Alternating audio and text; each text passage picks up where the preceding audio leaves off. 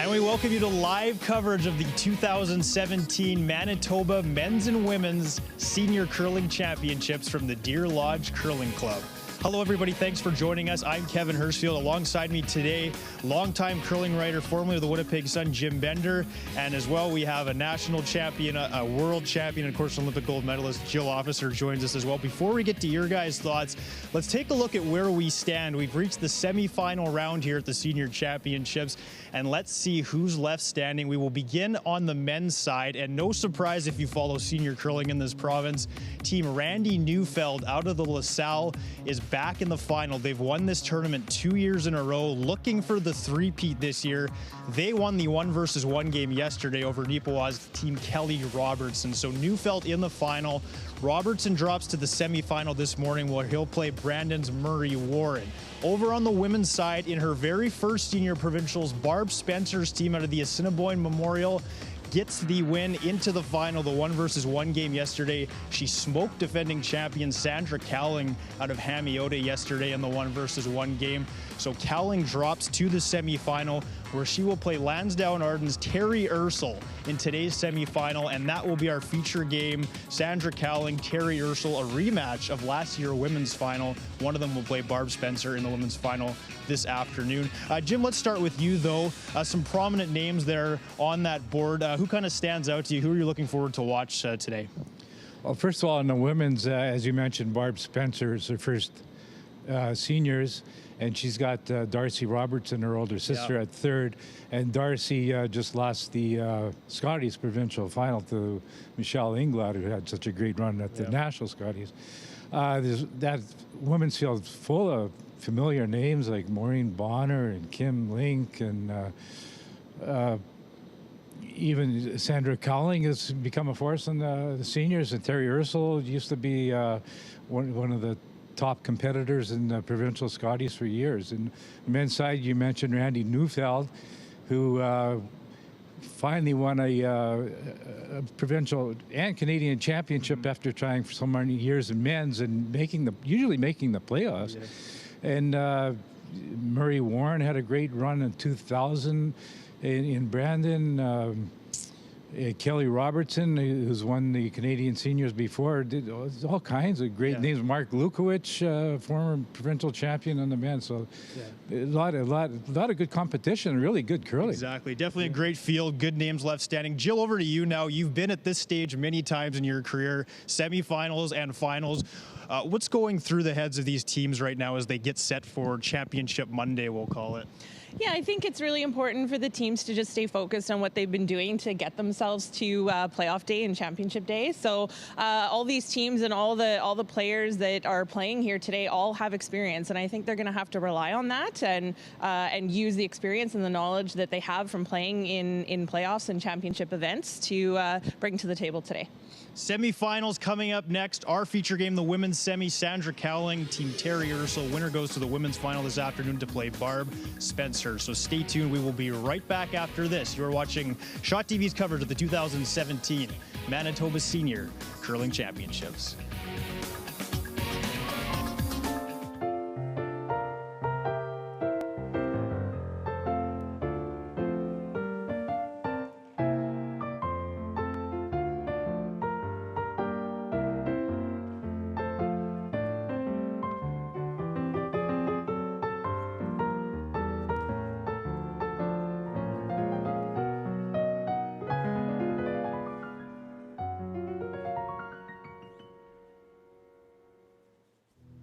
I started drinking more to deal with stress. Without my realizing it, alcohol took over my life. Finding the courage to go to that first meeting of Alcoholics Anonymous was the best thing I've done. I got help from people who know what I've been through. Now I have hope. Alcoholics Anonymous. If alcohol is causing problems in your life, look for us. You can find us in the phone book or on the web at aa.org.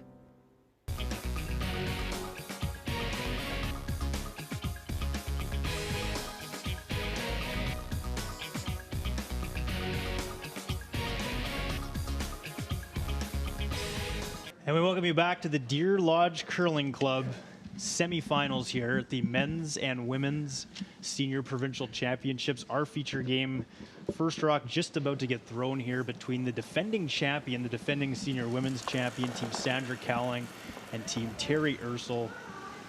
Should be a good battle. It was a rematch of last year's senior women's final, which Sandra Cowling ended up winning, and she ended up going to nationals.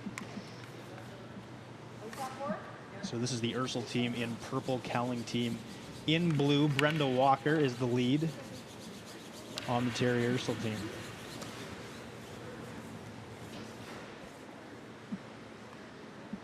Let's take a look at this Cowling lineup now. They all come from Hamiota, small town, western part of the province.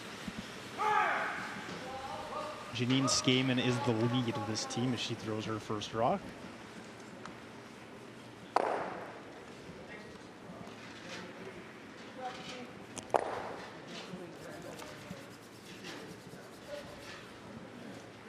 There you see it, Janine the lead, Jackie Brooks the second, Sheila Gregory the third, and Sandra Cowling the skip.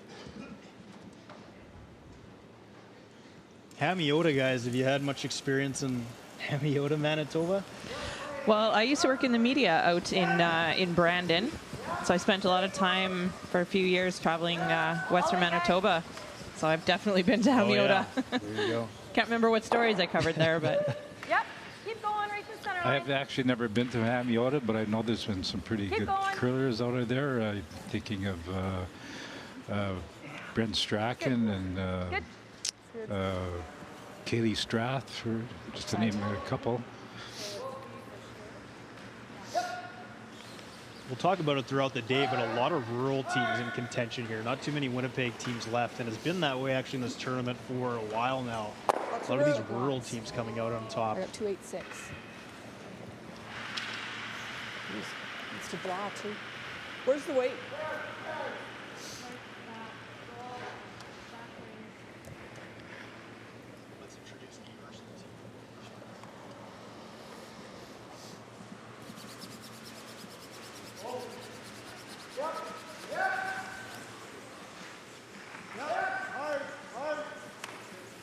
So the Ursel team, they come from the Lansdowne Arden Curling Club. Speaking of small towns, Terry Ursel actually hails from Eden, Manitoba.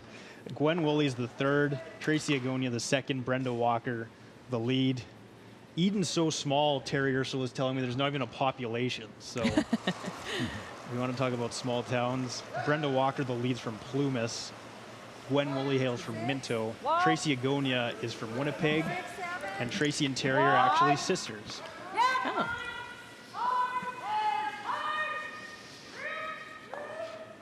And of course, we talked about the Spencer team who's already qualified for the final here. Of course, Barb and her third, Darcy Robertson, are sisters who've won provincial titles before, and they'll look to win one this afternoon as well. Yeah, that's right. I believe this is their first time playing in the seniors, and obviously they've come to play and are doing quite well.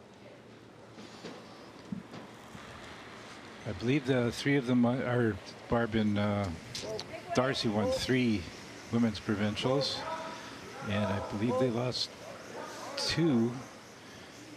I know Barb lost 2, 1 to you guys, maybe 2 to you guys. I think it was just the one. And Darcy lost to you guys in Morris in 2007, skipping her own team. In the final? Yeah. Well, your memory's better than mine. In fact, you guys made a great comeback in that game. All right, well, we talked to both skips actually last night after their Page playoff games. We have Terry Ursel with her thoughts on how the team's been playing and what she's looking forward to in today's games.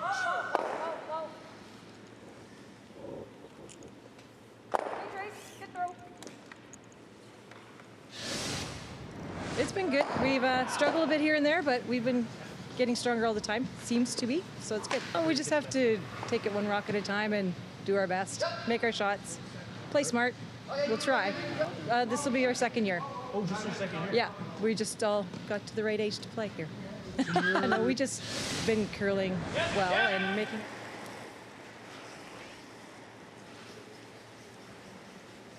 So this is actually the Ursel team, just their second year, she's just saying, in provincials. Made the final in their first year, so that's not a bad record so far. They'll look to get back, of course, today to the final, playing the team right now that they lost to last year. Jill, just in terms of strategy so far for this first, and what are you seeing here? Well, I think Terry was trying to play a force here in the first end. I believe she called her lead to play tight for her first rock, but went in, which is certainly the way to miss that shot. And they ended up getting a guard up here, and the Cowling team decided to go to the wing, and it's kind of working out right now for Cowling.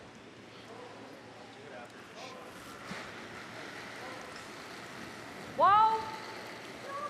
This is the third of Terry Ursel's team, Gwen Woolley, a familiar name to some. Right up. That's good. Whoa. I know she curled with Lois Fowler and they won a couple provincial seniors, but I think her time, Jim, goes back to even before that, right? I think she was quite a force in Brandon ladies for a number of years. Jill would know that probably better than Yes, for I sure. would, I remember playing a lot against Gwen and seeing her at the club when I lived out in Western Manitoba, and she certainly has a lot of experience playing in provincial championships, and as well as Terry. Terry played in a number of provincial Scotties, and that experience will certainly help them here. I remember Terry was actually the all-star skip at one women's provincials. I'm not sure of the year, possibly 2002. So she has been a very good skip over the years. One of the better competitors in rural Manitoba. I know everybody knows the Lois Fowler name, but Terry's always been a pretty good player herself. Yeah, absolutely. And we just saw a miss there from the Cowling team, so that's an opportunity for Ursel's team now to either get a force or a blank out of this first end.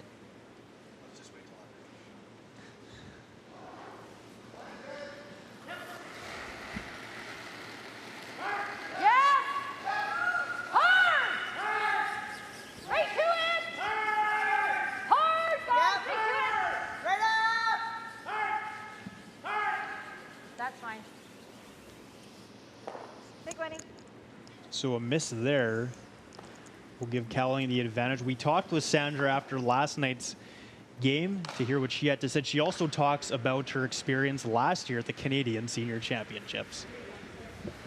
Well, it was a wonderful experience, and we enjoyed every minute of it, and that's why we keep curling, I guess. And we're back again this week to see what we can do. But it's not easy to repeat, so we're happy to be in the semifinals tomorrow, and hopefully we can play good in the next two games. How we feel, we've gotten a little stronger. We didn't do so well in this last game, but the semifinal's still good to be at, and we'll start a new day tomorrow. We just need to be much more consistent than we were today, or tonight, for sure. And last year we had that consistency, so. Yeah, we're just trading some opportunities here in this first end. A couple of misses in a row by both teams. Because they said 3. And early morning jitters. Did you ever have those, Jill? Oh, yeah, for sure. Sometimes, the first end, you want to kind of get your feet under you and make sure you have a good feel for the ice. And the ice looks quite keen this morning to start, so it's not really a surprise that that's the way that draw was missed. I think that one flash, they weren't expecting the ice to curl that much, so they're still reading the ice right now. For sure. The teams have an 8-minute practice, I believe it is, prior to the game, and it gives you some idea on the ice conditions. And obviously they've been playing a number of games over the last few days that gives them the idea of what the ice is, and it can certainly change. So that's why you get an 8-minute practice before each game. But you certainly still need to pay attention and make sure that you're understanding the different paths and how things are running. So Terry Ursel with her first stone, hits and rolls out. We were hearing Sandra Cowling talk in her interview about last night's game. It was a bit of a surprise. Last night's 1-versus-1 game against Barb Spencer. Team Spencer beats Team Cowling 9-1 last night. That was over in 4 ends, so probably a little shock to the system for the Cowling team. They know they're good, though. They won this tournament last year, so they're definitely looking to bounce back here for sure. And actually in the 2 versus 2 game, Terry Ursel won her game 8-1. So a couple routes last night on the women's page playoffs. So Ursel kind of riding high after that big win.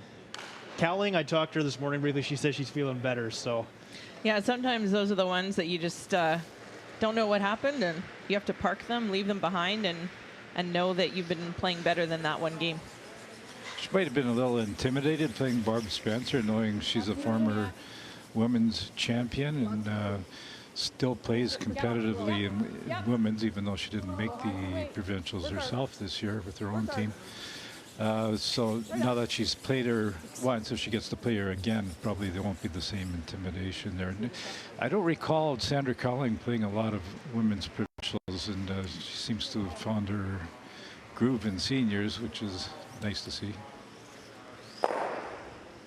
yeah, the Cowling team actually lost 2 provincial finals before their win last year. They lost in 2014 to Lois Fowler. 2011, they also lost in the final to Deborah Popovich. So Third time's a charm, then. third time is a charm. So you're going to see Terry, Sandra came up a little bit light on her draw around, so you're going to see Terry try to put one around these guards and sit top 4 and hopefully force Cowling to draw for 1 point. Terry Ursel's Or final one. stones. That's right. Got room? Lots of room, guys. Lots of room. Not till the end. Whoa, guys. Not till the end. Whoa. Whoa. Starting no, to curl. No. Still got lots of room, guys. Tuck it a little. Yep. Yeah, right back. Yes, Go. Tracy, hard. Hard. Right back. Hard. Right up. Hard. Right to the front Hard. guard. Right up. Hard. Good. It's a pretty good shot, and the weight was great. They were just trying to wait a little bit for the line to come over so that Cowling wouldn't have a piece of it. Didn't quite get there, and I think Cowling is going to be able to tap this back for her 1 point. Pick it. I thought you'd work for us. Because that guard's a long ways on this.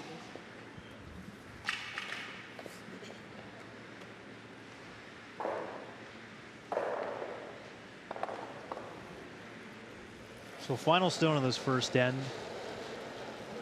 Sandra Cowling. No. Whoa. Whoa. Right off. No. Close. Has to draw a lot. Whoa.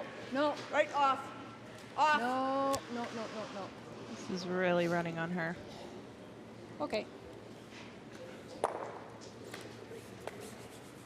We'll get a piece of the blue, but won't get it out fully, and it will be a steal of 1 for Team Terry Ursel. And they take the early advantage here in the women's semifinal. 1-0 Team Ursel. We'll take a break. We'll be right back. You're watching Shot TV's coverage of the 2017 Manitoba Senior Curling Championships.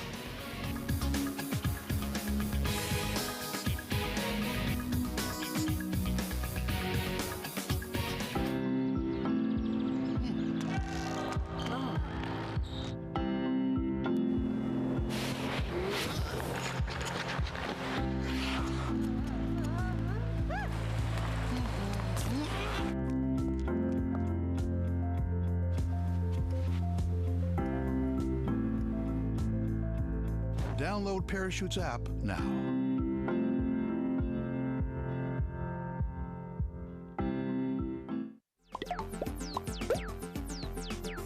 The Media Nerds Podcast discusses the evolution of music, TV, movies, radio, digital media, and comedy. It's just the right kind of injury. Right. Just keep me away from work, but I can still do stuff. Yeah. They consume it all and then talk about it. It doesn't feel as bad as the day after the election, but it feels pretty bad. Hosted by Dan Vadebonker and Kenton Larson, watch the Media Nerds Podcast Tuesday and Thursday at 4 p.m.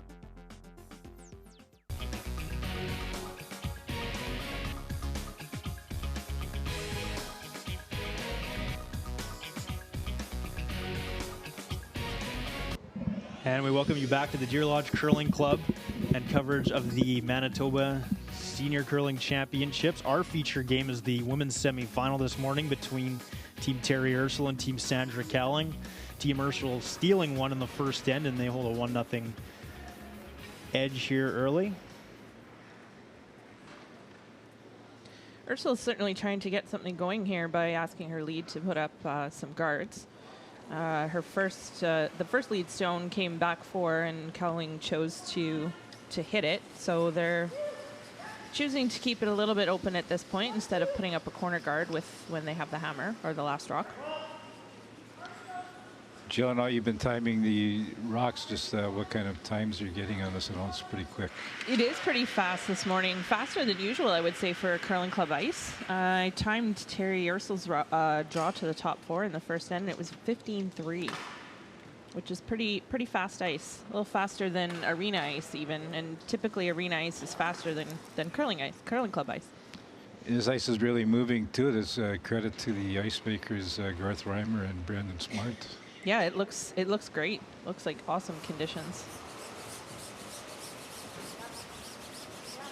Yep.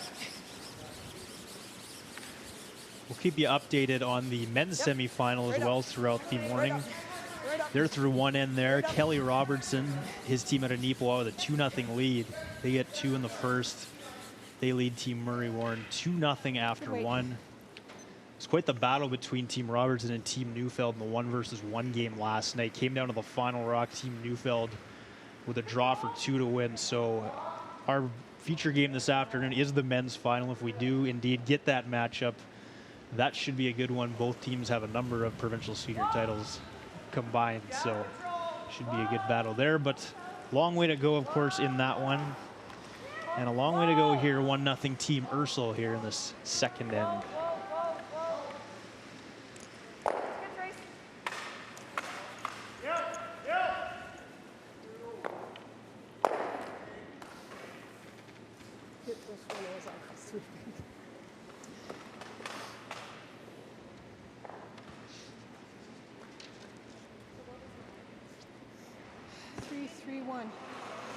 What's that?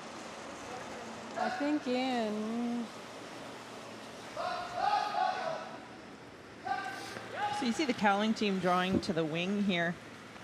They also did that in the first end. It seems to be their choice of strategy in this situation when there's a center guard up and they have last rock. Kind of forces the play to the wing so that they're leaving the center open and giving themselves at least some sort of shot for a point, if not hopefully 2. I'm curious though, Joe, why wouldn't they have drawn to the other wing where they could have, Ursel's team could have jammed on the blue rock just outside of the rings there? That's certainly a great option and something that they could have thought about. Drawing to the same side, you know, the player knows the speed, they know the ice at this point, and just chose to put it to the same side.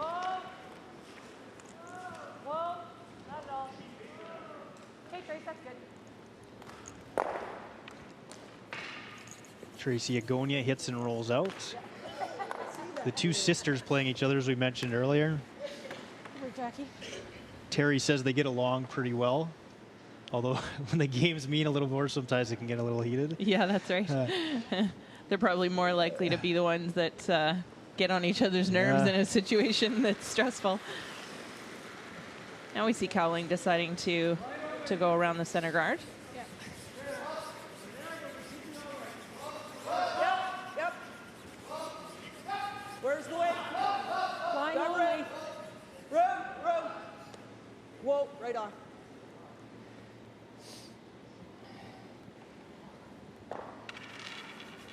This looks like it's going to be a little bit deep.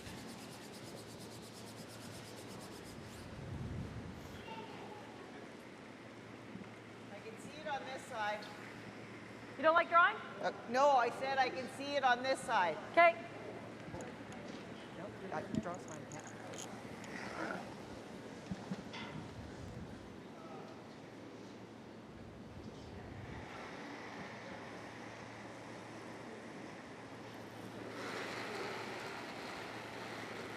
First shot for Gwen here in this end. Where, girls?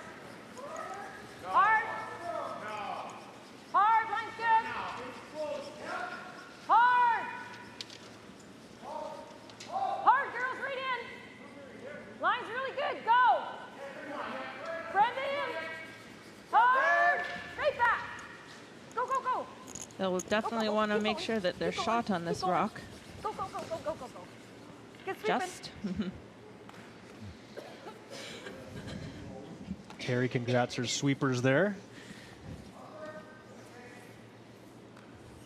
Just a little background on how these teams got to where they are. Sandra Cowling's team. So, by the way, the women's provincials only featured 10 teams this year. 2 groups of 5. So the top 2 from each group get in the playoffs. Sandra Cowling's team finished 3-1 and ended up first place. And Terry Ursul's team actually finished in a 3-way tie for first in their pool with Barb Spencer and Maureen Bonner. The Spencer team actually won the draw to the button tiebreaker to get first spot. Ursul had to play Maureen Bonner in the tiebreaker yesterday, won that, and then won her 2 versus 2 game versus Bev Atkins from Manitou. So Ursul on a bit of a roll here.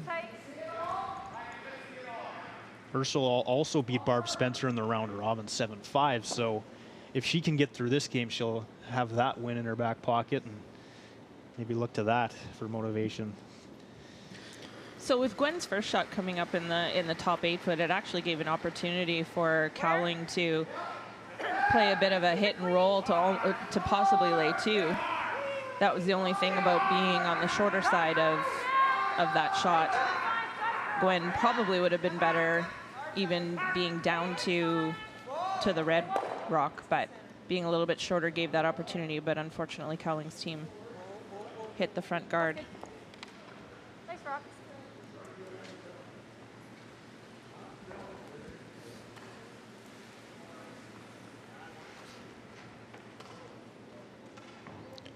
Kevin, you mentioned Terry Ursul's record. You know she's not going to be intimidated by anyone she sees out here because she's played them all in women's provincials before and probably hasn't beaten them.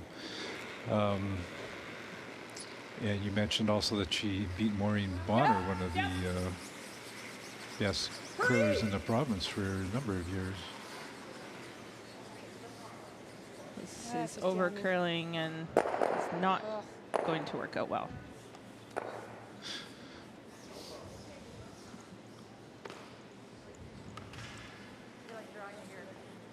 So Ursul line 1 here as we head into skip stones.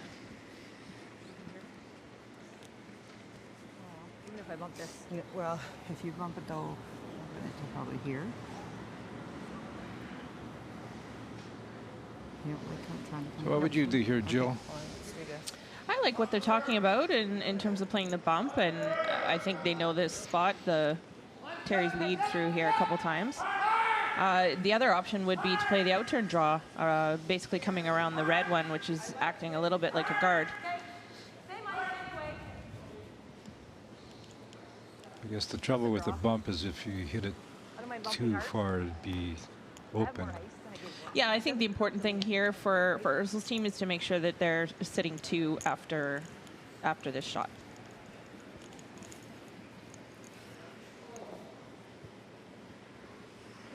Both the same, eh?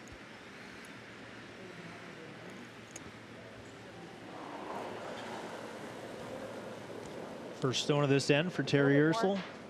Got room. Keep it clean. Yes. Yep. Yep. Hard. Got lots of room. Gotta go. Lots of room. Yep. Hard. Yep. Yep. Hard. Hard. Hard. Looks a Right little up, light. guys. Right up. Right up. Hard. I think she was out a little bit further than perhaps they've played, and A little slower out a there. little slower out there. I thought I had more. No. Just Yours moved fairly quickly there, though. That should be good. So you can see Cowling try to promote her own red stone onto the blue stone, and there's a possibility that her shooter could roll into the rings and would leave them sitting the 2 points that they're looking for. Or, yes, the 2 points that they do have the last rock.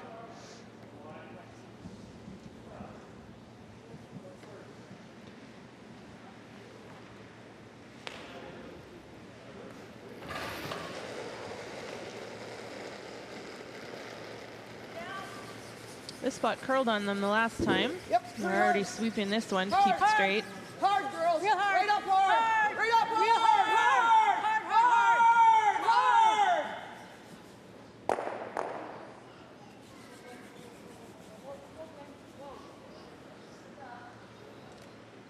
That worked out fairly well. Again, a little bit of an over curl, but the important thing was that they removed the blue stone from play. Tell them in front of the tee line if you can. Yep. I believe Terry's playing the freeze on the shot. Here's a look at that last shot from Cowling.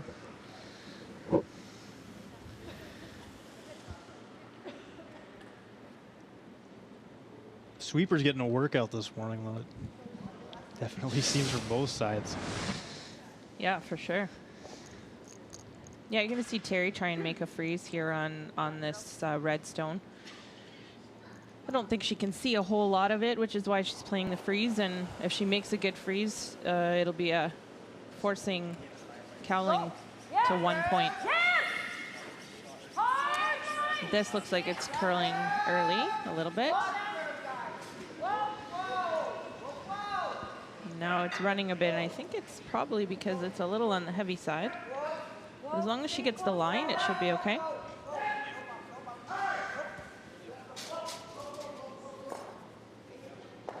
Pretty good shot.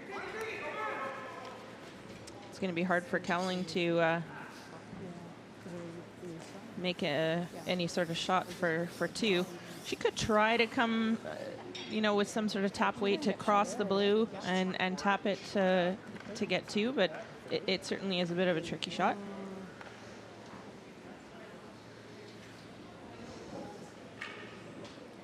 Or she could certainly just draw for her 1 point as well. Looks like she's going to take a run at it.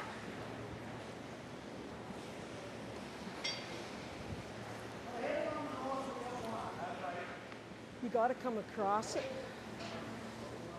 or otherwise you're jamming on ours. But I got to throw enough to, if I can just get by the guard, let it sit. Pretty risky shot for this early in the game. Well, not a hit, but a light tap. Yeah, I mean, a little bit.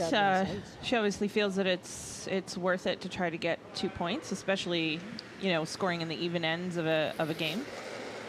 Final stone for Sandra Cowling. Got to think this would be a momentum boost too after her game last night and the early steal she gave up. This is really curling. Looks like she's going to be on the front. Yeah, she's already on the front. Take the roll. Take the roll. They'll try for a roll if they can get it. Not enough though. So it'll be back-to-back steals for team Terry Ursel. And they take a 2-0 lead here in the women's semifinal at the Manitoba Senior Curling Championships. We'll take a break and we'll be right back. You're watching Shot TV's coverage of the Manitoba Senior Provincial Curling Championships.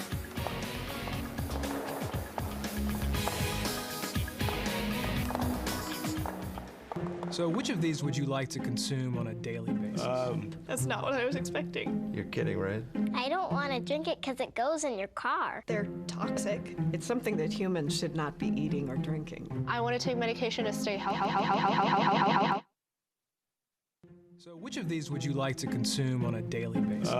That's not what I was expecting. You're kidding, right? I don't want to drink it because it goes in your car. They're toxic. It's something that humans should not be eating or drinking. I want to take medication to stay healthy, not make me a lot sicker. The good news is you can take steps to make sure your online pharmacy is legitimate with the .pharmacy domain. So if I see .pharmacy, It's legit. So you and your loved ones can be sure the medications you buy online are safe. .pharmacy. It's a no-brainer.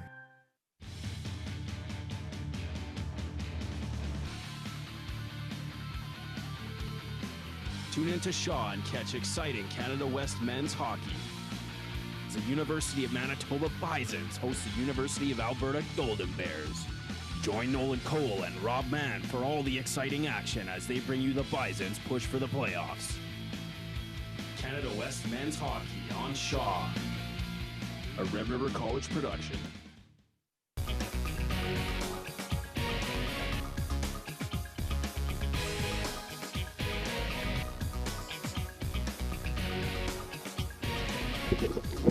Back at the Deer Lodge Curling Club in the Manitoba Senior Curling Championships. Our feature game this morning is the women's semifinal between Team Terry Ursel and Team Sandra Cowling.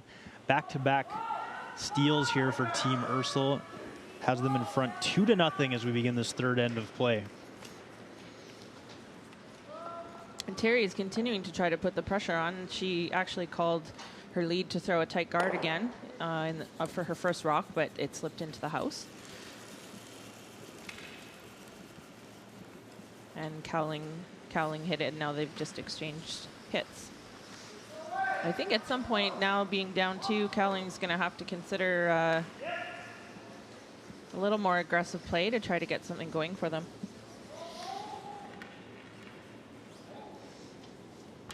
Here's where we should remind viewers that these are 8 end games, not 10 end games, so a little more urgency to score.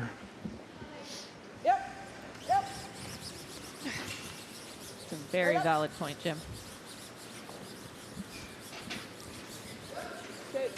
Thank you, Jill.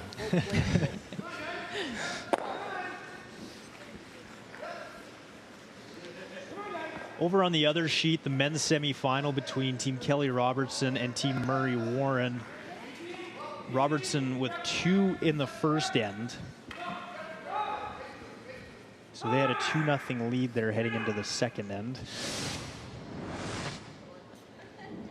And this was the final stone, I believe, of that second end, and it looks like a hit and a stick for 1. So 2-1, Murray Warren gets 1 back, but Team Robertson still leading that one 2-1 as they head into the third end of the men's semifinal. Right to it, right to it.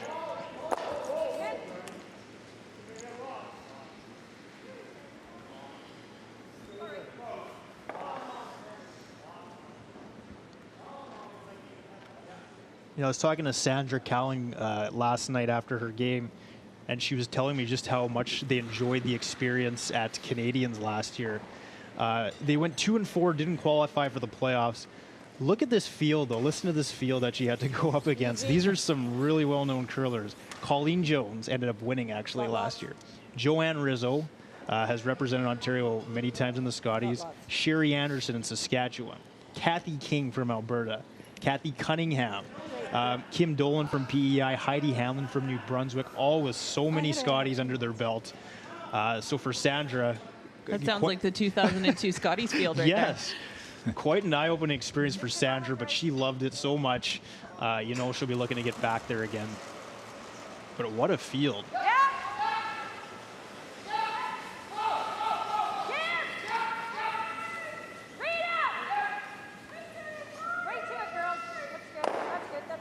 I suppose I should ask you, Jill, when you get to this age, will we see you in this tournament? You got some time to think about it. Yeah, yeah. Only about 9 years, but I don't know. It's hard to say.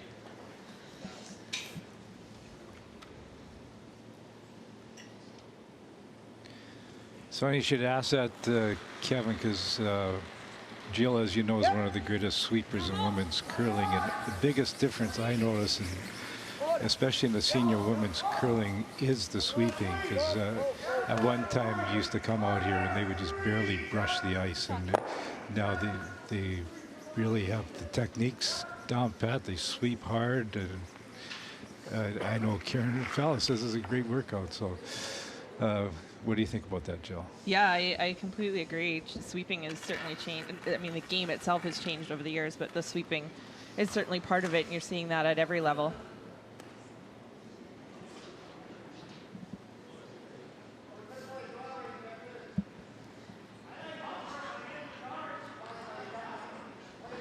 We're just seeing some exchanges of hits here, and I think Cowling will be okay with a blank here in the third end and hang on to the hammer in the fourth end, the even ends, and hope to score 2 at that point.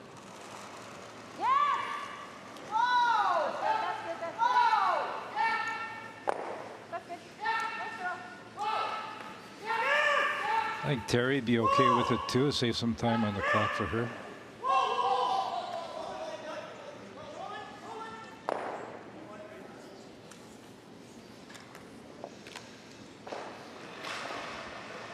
This is Sheila Gregory about to shoot for Team Cowling. Now, Sandra said that this team, all 4 of them got together specifically for seniors, but Sandra and her third Sheila have been curling for a long time since they were young, so these two know each other quite well. Yes, hard. Well, right up. And we're obviously very happy to share that experience last year of winning a provincial title.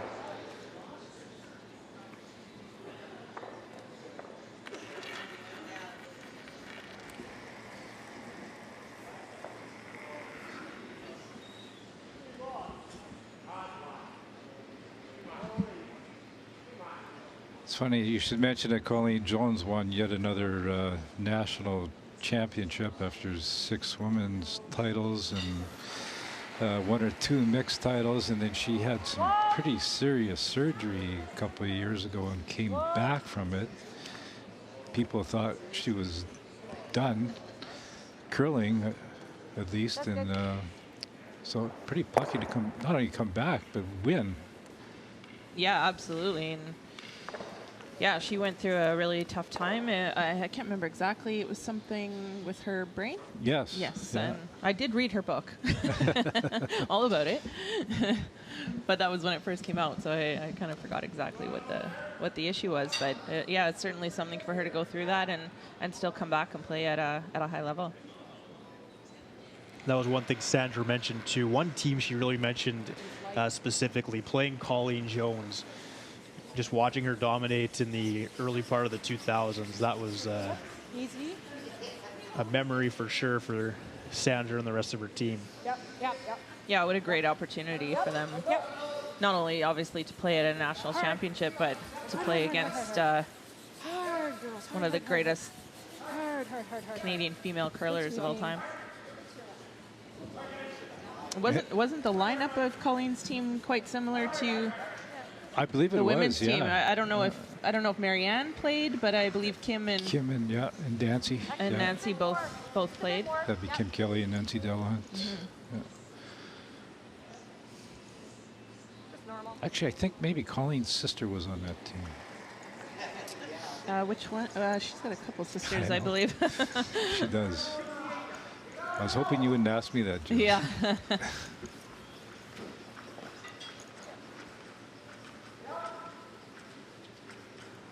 So it was Kim Kelly at third, Mary Sue Radford at second, That's and Nancy Delahunt at lead. Mary Sue is her sister, isn't it? It might be, yeah. Oh, there you go.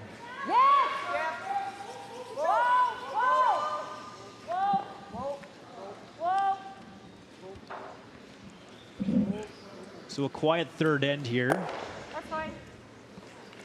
as Terry Ursel hits and sticks with her first stone of this third end.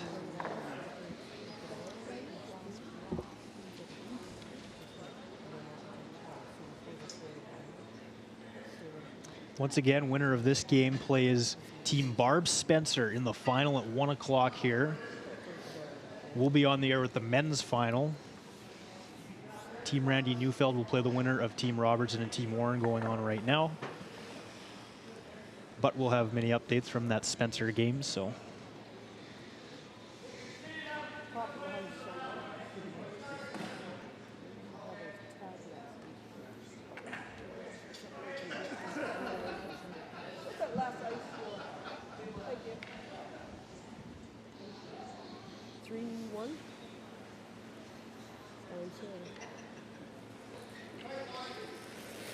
So with that last hit and the blue rock not being in the ring, Sandra's gonna take an opportunity to draw here. Draw weight's always pretty important for your skip, so any opportunity they have to get a feel for that draw weight is good.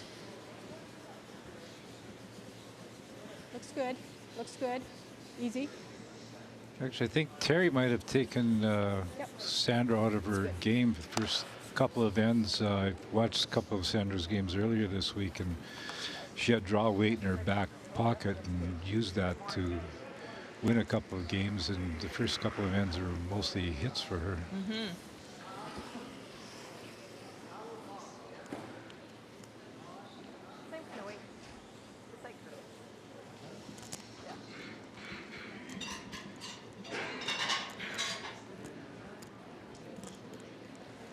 As Terry Ursel gets set to throw her final stone of this third end with a 2-0 lead.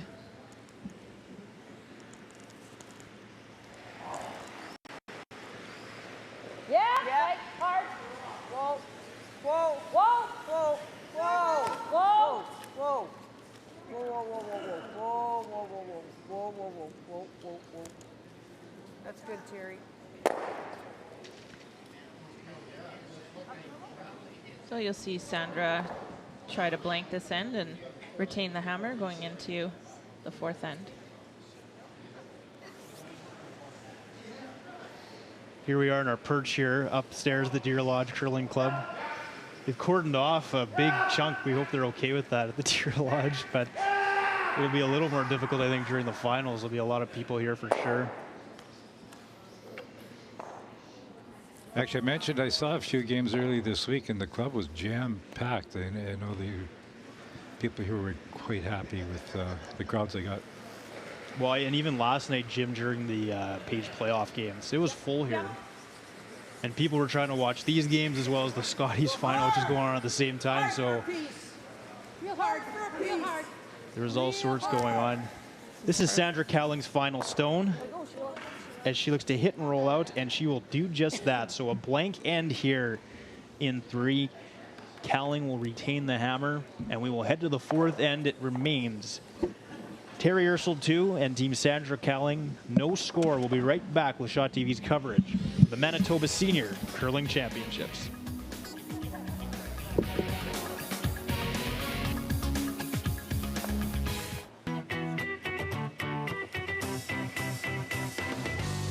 Working with others is how we operate in a partnership or as a team. Carrying out a task together requires the engagement of all participants. Whether you're the leader or a part of the team, being able to work with others is vital to getting the job done. Essential skills, the foundation for work, learning, and life.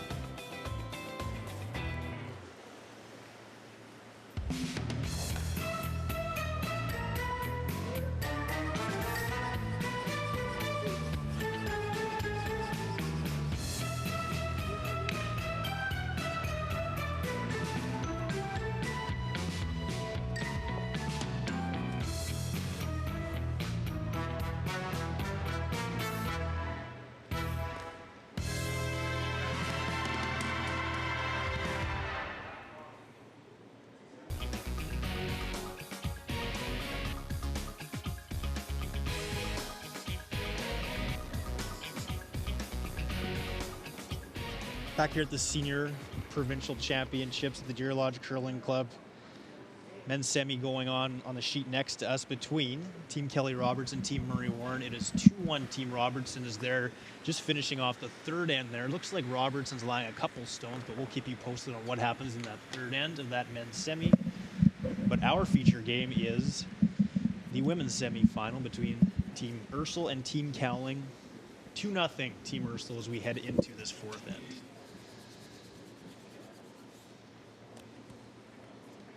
See Terry Ursel trying to force the issue again by putting up a tight guard. Short's fine.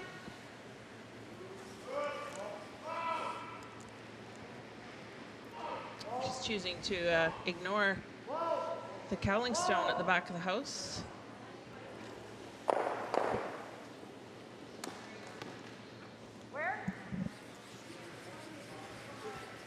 Just wanted to mention Deer Lodge Curling Club. They've been so great with us here as we've set this up. And Jim, you've said it's your home club here as well. You've had a few years here. It is my home club. What do you enjoy about the Deer Lodge? Yeah, people here are great. They're a lot of fun to play in, and I have one of my best curling memories on sheet 92 next to this one, where I got my first 8-ender. I was not throwing the last rock. I was doing the Randy Furby thing, calling the game and throwing third rocks, and my friend Ken Stenson threw the last rock hit and stick to record the 8-ender. Oh, your first 8-ender. You make it sound like you've done that. I'm still working on my second one. I'm still working on my first. What were you saying before? You've had a 7? Had a 7-ender once. And actually, the second on my team for that game, we sometimes rotate personnel, is Doug Bauer, who runs the junior program here, and he was also one of the volunteer timekeepers this week. So we've seen a couple of draws come up short. Ursel tried to go around and came up short, and that was actually a really good opportunity for Cowling to draw to lay 2, and that came up short as well. And with the way those rocks are staggered a little bit at the front, it's going to make it difficult to get anything out if someone gets one around this guard.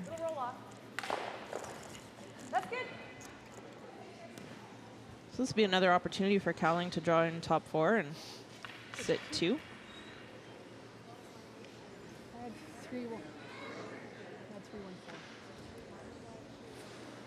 But yeah, just wanted to thank the club here and the host committee. They did a wonderful job providing us all that we've needed here. A lot of champions come from the Deer Lodge too, Jim. I was looking at their wall of champions here upstairs.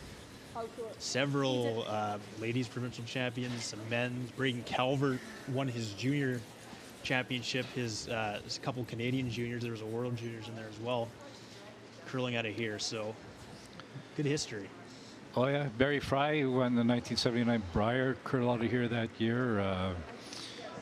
Kathy Ellardice, who was in this senior provincials, she won a couple of women's titles, and there's a few. I just think Marlene Klutinks played out of here. I'm going to start calling you Cliff Clavin.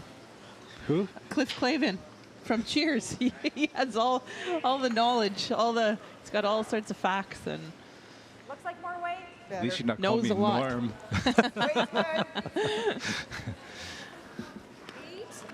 Is the bar open yet? Still not curling. Well, kind of the activity room over to the right of us upstairs is called the Jimmy Welsh room. Jimmy Welsh, of course I wasn't around for this, but Jimmy Welsh won 4 provincial men's titles back in the 30s and 40s, so quite the career for him, and he's got a whole room named after him. It's in the Manitoba Curling Hall of Fame, so he is, they pay tribute to him here with the Jimmy Welsh room, so if you ever come to the Deer Lodge, You want to go the other way? the Jimmy Welsh room you can check out upstairs. so they're having some trouble getting behind this guard, and they're having to go out a little wider, coming up short.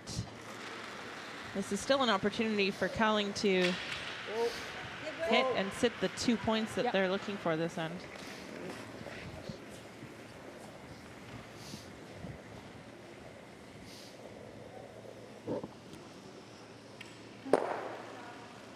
Not quite.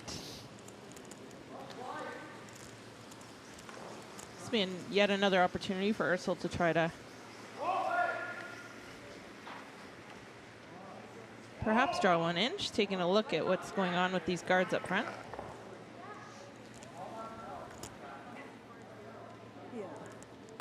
Looks like they're going to try to play a triple tap, the red, blue, blue combination, instead of trying to draw around. Back 8, back 12. I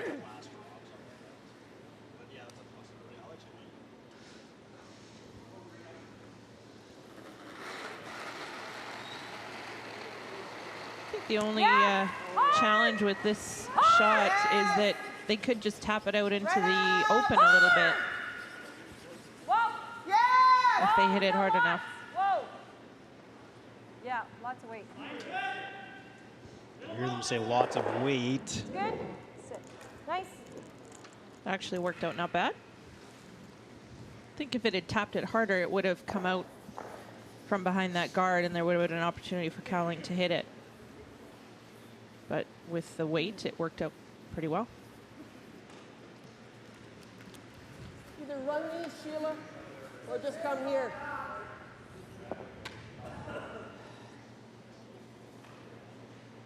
Maybe try that front one. Eh?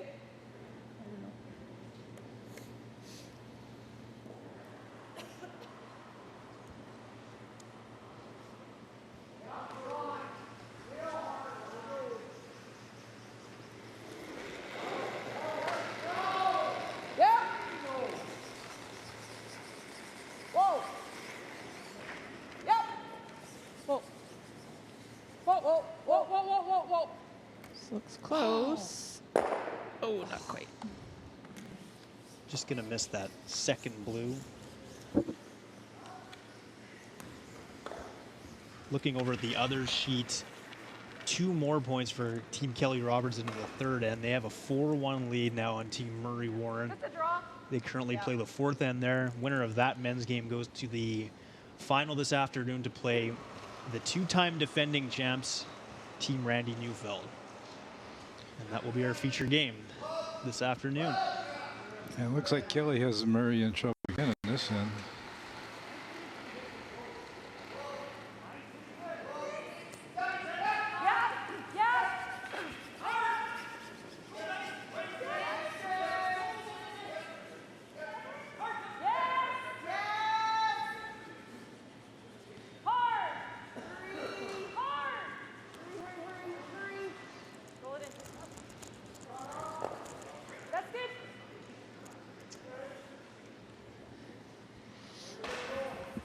Worked out fairly well for Ursel. I think they were initially maybe just drawing in there, and with the line being a little wider, they decided to play the tap, and sometimes that's what you have to do as the rock's coming down. Play a plan B.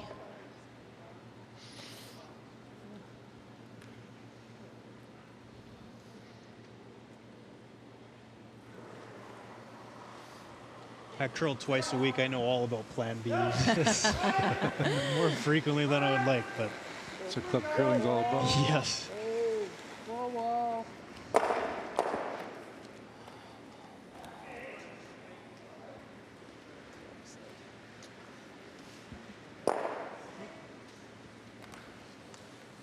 Hit and roll out there, so.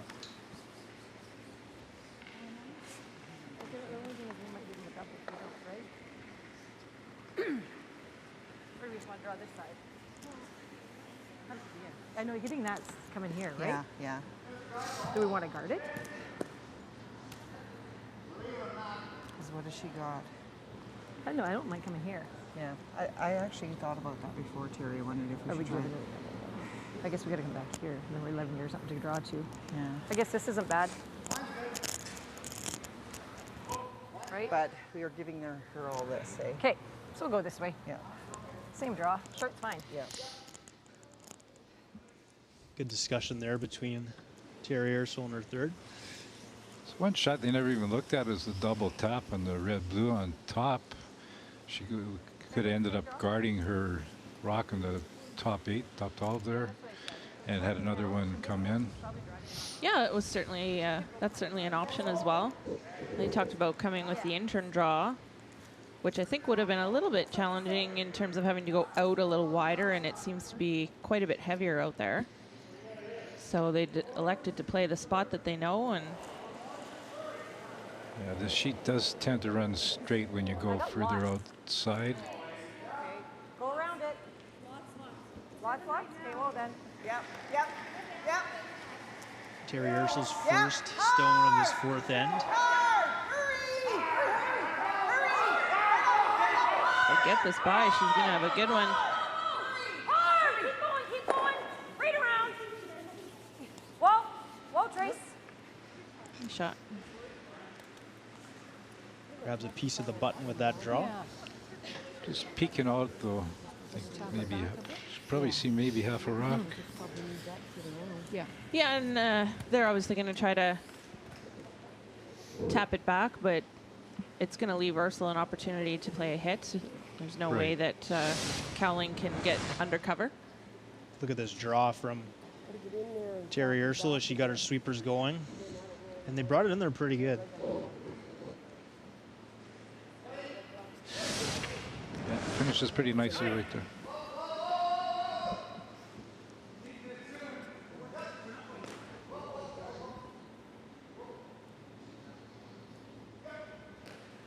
First shot of this fourth end coming up for Hamiota's Sandra Cowling. Trailing 2-0 here in the fourth end of the women's semi, so she'll need to make up some ground here rather quickly.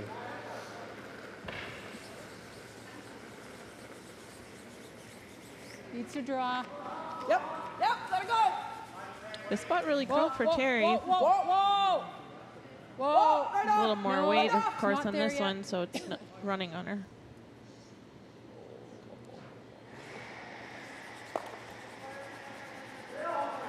Okay. It's going to bury that blue even more now. It was disastrous. This is when we say, get the fat rock out. Throw a guard.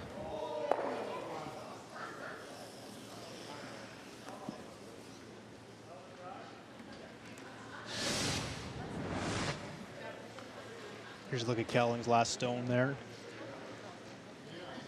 Yeah, just had a little bit too much weight.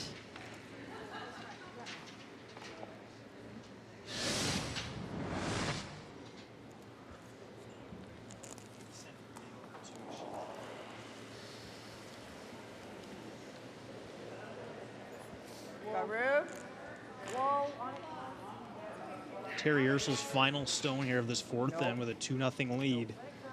Nope. She already lies 2 here. Looks a little heavy. Sweepers don't want to touch it. Nope. It's a little deeper than she wanted, but I think it's probably going to do the trick. Terry Ursul's getting rewarded for being aggressive by ignoring that back rock and drawing around cover. Even though it took a long time to get around cover. Yeah, you're right. They're finally being rewarded for trying to put some pressure on, and the pressure is certainly on right now. There's not a lot of options. I think the only thing that Cowling might have in order to score one is the the red rock on the left-hand side of the sheet. Try to run it in on an angle and stick it on the one on the button. Or hit it in off. Yeah, or redirect your own rock off of it. Otherwise, they could play the double on the blue ones at the top and give up a steal, but I think at this point it's important for them to score. But I don't think she wants to give up 2. Or 3. Or 3. I'm not sure who's third shot, actually. Yep. Okay, pretty well knows. Yeah. Yeah, it would certainly be game if we're pretty close to game if they gave up 3 points. Be a hard comeback. So it looks like they're going to elect to make the double on these top ones and give up steal one. Try and double those 2 front ones off. Nose. Just so ever slightly off nose. That's where Sheila threw it, so. This is the spot we've seen curl a couple of times. But she needs to hit this on the left-hand side of the rock, the high side of the rock. Yep, gotta go. Final stone of this fourth end for Sandra Cowling. She trails by 2. Oh dear. Hard. Trying to limit the damage more or less here. Oh no. Okay. It looks like a steal of 2. A third steal of the game for Team Ursul. As we'll head into the fourth end break with a 4-0 lead for Terry Ursul's team from the Lansdowne Arden Curling Club.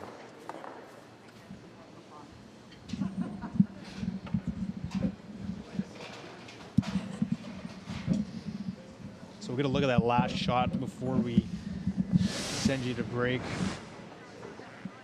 Just over curled. You can see that they rubbed the one in the top 8 foot. So a steal of 2.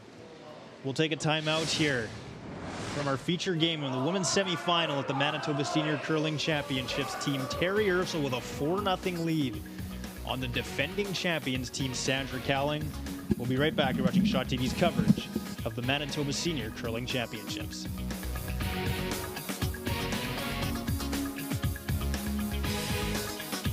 Congratulations, Johnny! You've just won your first curling trophy by playing in the easiest bunspiel in the province. Okay, it wasn't that easy. He practiced hard. He went on a road trip with the boys to a small town he'd never heard of. he enjoyed a beverage with some new friends. Where he won a toaster off the raffle table. Yes, Johnny the Hammer has had quite a year, and it all started with a click. A change is going to come in everyone's life and in the ways of them. This truth is inevitable. Join host Antoinette Zloty as she refers you to the tips, steps, resources, and things you can do to make positive, life-altering changes when the time is right for you. All topics are covered as stories are shared, demos are demonstrated, and solutions are orchestrated. Tune into Transitions on Shaw TV and get ready for real change. Go to shawtv.ca for showtimes.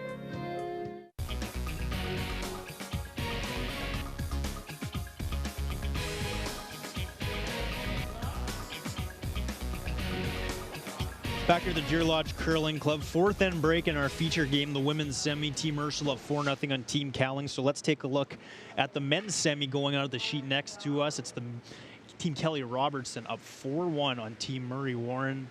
Team Robertson from Neepawa, Team Warren out of Brandon. Murray Warren throwing his final stone here. You can see he lies one. He is blue, so a chance here to draw for two and get right back in this game.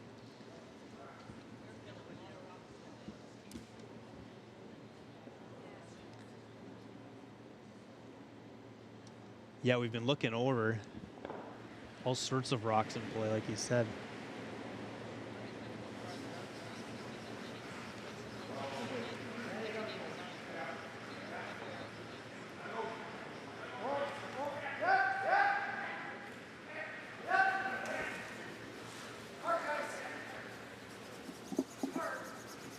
Sweepers on this one, trying to drag it for two. It's going to be tight.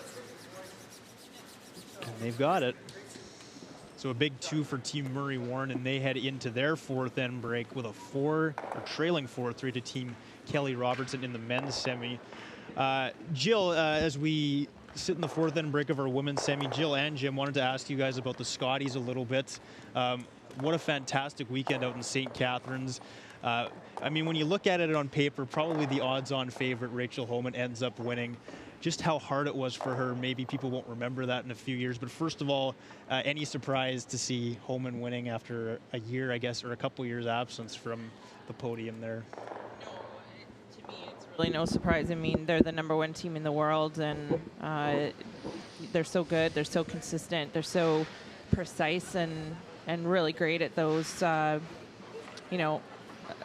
hard shots. And we saw that last night in the final.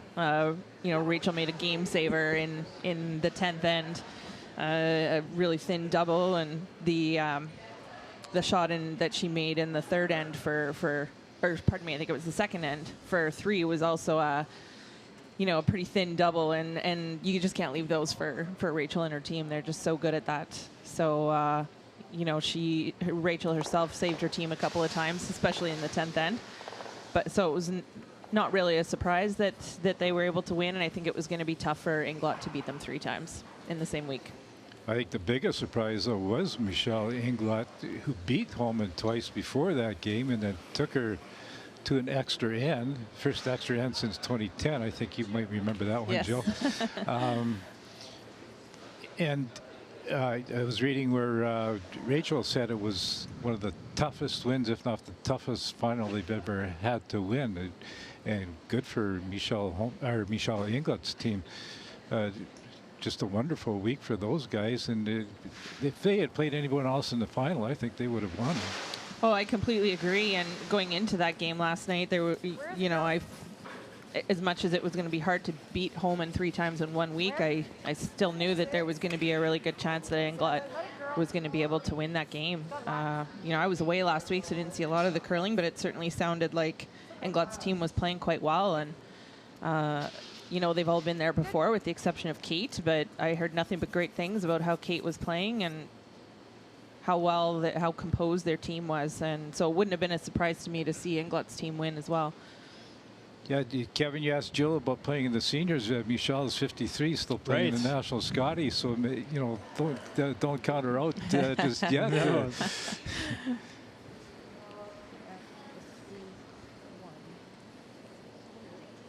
I assume we'll see Cowling's team get a little more aggressive. This the first time they've just elected to put up their corner guard and ignore the rock in the house. And I think that's good, although slipping into the house, things are just not working out for them yet today. Yeah, as we get going in this fifth end here, Team Ursel up 4-0, and Sandra Kelling's team has to score very soon here. Probably can't leave this end with anything less than a deuce, or else it might be curtains. Yeah, that attempted corner guard slid into the house, and I see this after fourth end breaks or fifth end breaks all the time. The ice is always a little quicker than it has been, and teams always seem to get fooled on it with the first couple of rocks. Yep, not much.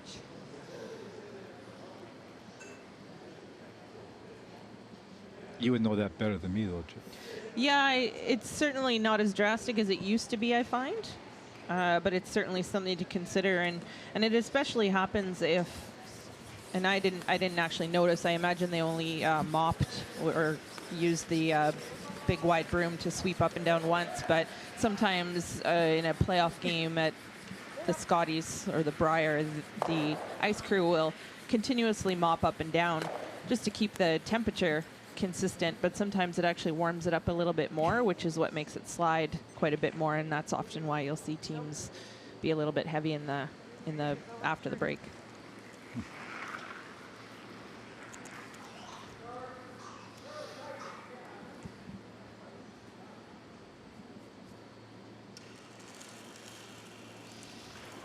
Jill, you mentioned you didn't see a lot of the Scotties games. Michelle Inglot came back in a number of games to win, and she's down to a number of different teams. Not only once, really, by a large margin, but you can just never count them out in any game. It kind of reminded me of you guys back in 2008, when everybody counted you out, and you came back to not only make the playoffs, but win the whole thing. Yeah, I think that Michelle's team, from what I saw, looked really composed and calm, and they had the same demeanor throughout their games, and I think that usually will work to your benefit if you have that patience to hopefully wait for opportunities that you can capitalize on. And they seem to be pretty patient. And made some great shots. Absolutely. From what I saw of the game and a half No, on the they weekend. were making them all week, really. Yeah. And as you mentioned, Kate was awesome the whole week. You want to peel our own, Terry? Hey? You want to peel our own rock? Okay. Sure. What drink do you want?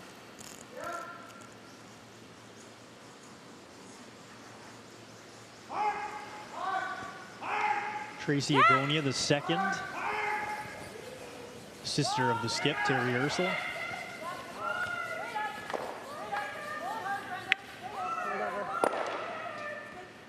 They didn't quite make the peel on the first attempt, so they chose to peel out their own rock on the second attempt. They don't really want any guards in play at this point. Just gives opportunities to Cowling to get some rocks in play and hide behind some things.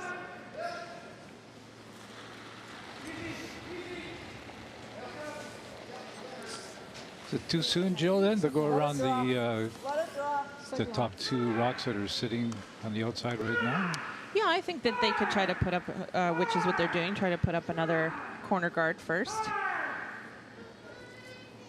Because they're down a number of points, they need more than one guard.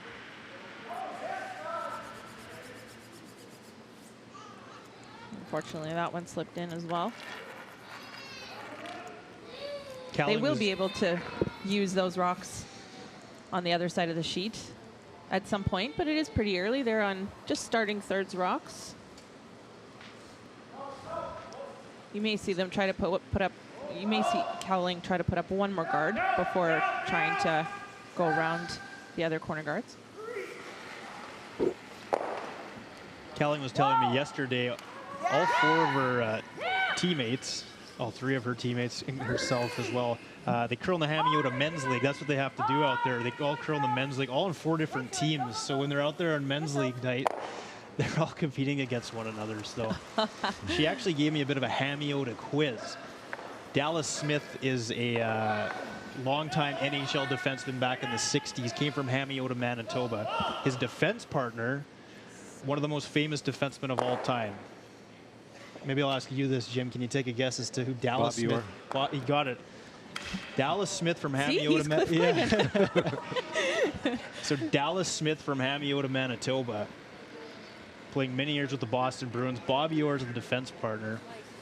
Sandra was telling me Dallas kind of hung back and was the defensive stay-at-home guy while Bobby did his thing and scored 100-point seasons and was an offensive juggernaut. Dallas Smith was a pretty good defenseman himself. He was more of a stay-at-home defenseman, as you say. And Bobby Orr, yeah, he was pretty offensive, but I think he set the record for the highest plus-minus rating ever. Yeah. So, yeah, but that would be a pretty good partner to play with. Also from Hamiota, Lyndon Johnson, not the former president of the United States, but a Canadian figure skater, went to 2 Olympics, a pairs figure skater. So some good athletes that come from Hamiota. And I mean, Sandra can include herself as a provincial champion curler. She can include herself in that field for sure.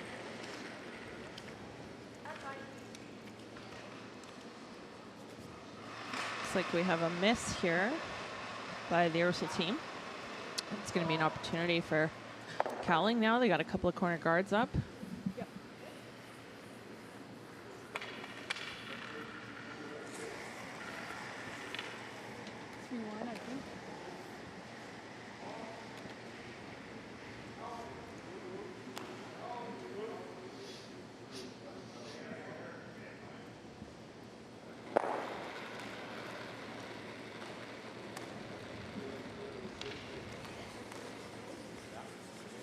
Sheila Gregory, the third.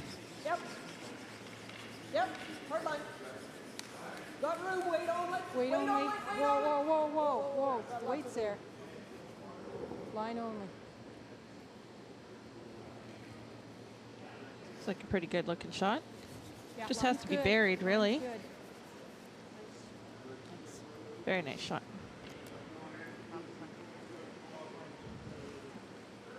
They almost could have taken that maybe a foot deeper just to make sure that it was buried and that Terry Ursel wouldn't have any sort of shot to tap it back. But I think you could probably only see about an inch of it.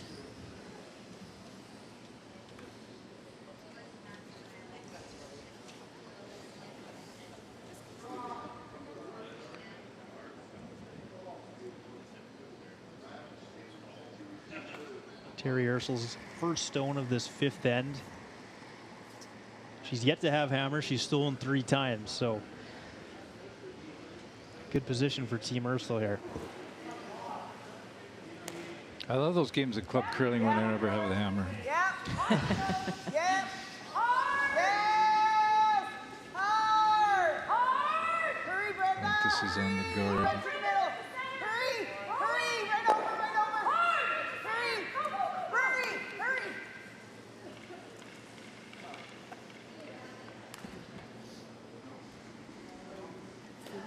Could she freeze or hit and roll one way or the other way? Either way. What do you think? You got to be in the house. So a good chance for Cowling here to get a deuce. Not only do just one. Yeah. We need to hit and roll. Replay of that last shot here is he crashed on the guard. Now, what if we... I think she probably took a little less ice than she wanted just to make sure she would get the guard if she missed. Yeah, that's certainly the way to miss that shot.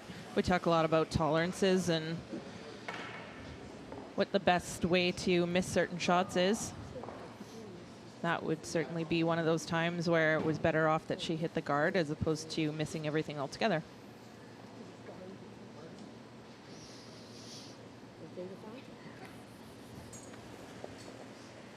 What did she decide here? Going for a hit and roll? Yeah, I'm not sure which way they decided they wanted to roll. They talked about going either behind the blue center guard or behind the corner guards. Real hard. Hard, girls. Real hard. This looks like it's over curling already. Oh man, this is just not Sandra Sorry. Cowling's day. It's one of those days sometimes. Yeah, threw down weight to try to be too careful.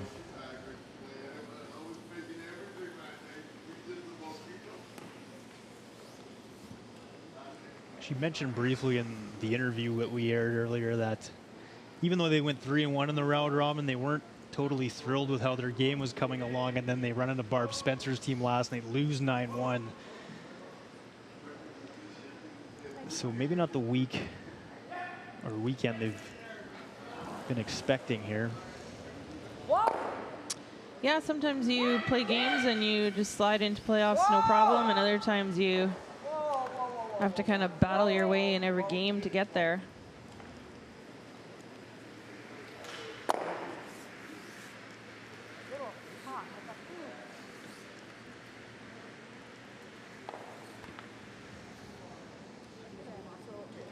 So Ursula lies 2 as Cowling will have her final stone at the end now.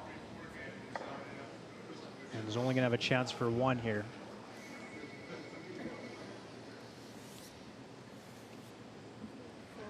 She's throwing basically the same shot. I don't think she's taking a lot more ice for this one. Yeah, and maybe they got on it pretty quickly, I think, out of her hand on the first one, so maybe she was a little bit tight of the target. Or maybe she's throwing a little bit more weight this time.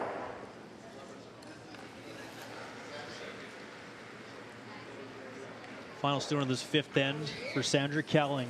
Yeah. Looking to get on the scoreboard here. Hard. Right to it. Real hard. Right to it. Hard, hard, hard, hard, hard. Hard, hard, Sweeper's having a go here. Ooh. It's Another gonna disaster. And it's going to roll out, and it is 2 more for Team Terry Ursel. And the struggle continues for Sandra Cowling as we'll get a look at that last shot from Team Cowling. 6-0 now, Team Ursel leads through 5 ends. And again, just curled a ton at the end there.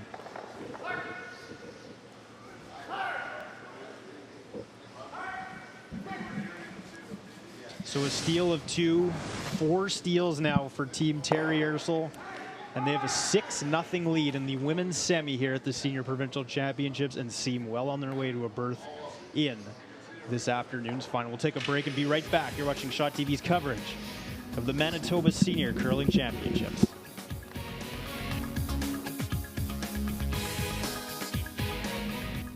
Hey, did you know? More than 4,500 Canadians are waiting for an organ transplant right now. Right now. 4,500. People are dying. And you could save a life. 90% of Canadians say they're willing to donate their organs. But only a few are registered. So what are you waiting for? Get registered. It's easy and it's free. Leave a legacy. Be a hero. Save a life. Find out how to register today. Go to kidney.ca. In a city well known for its rich cultural diversity, Lusocan TV remains the longest-running community access show on Shaw TV Winnipeg. Highlighting the people, sounds, art, and food of the Portuguese, Lusocan TV takes its loyal viewership on an international tour, behind the scenes of local events, concerts, and gatherings. And the best part is, you won't even need your passport. Lusocan TV, every Tuesday and Thursday at 6:30 p.m., only on Shaw TV.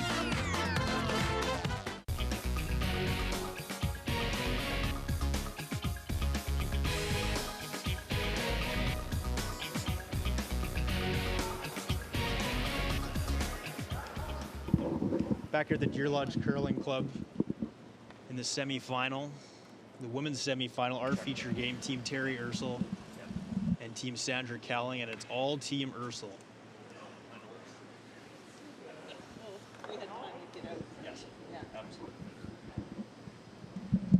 6-0 Team Ursel leads.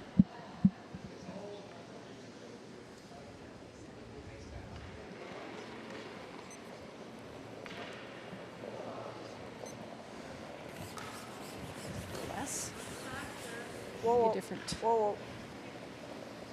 Whoa, not lots.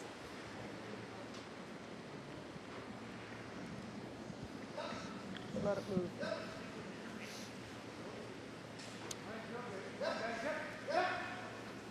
Oh, good.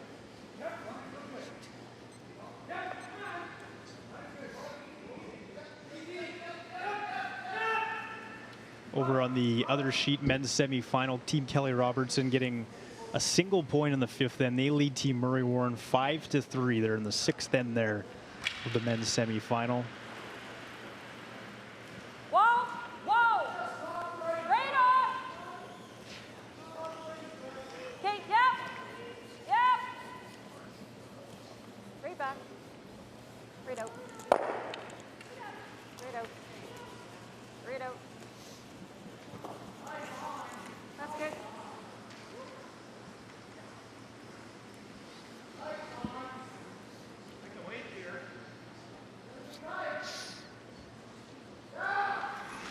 Yeah, these are not the kind of games for the Cowling team that you ever want to see anyone have in a playoff situation.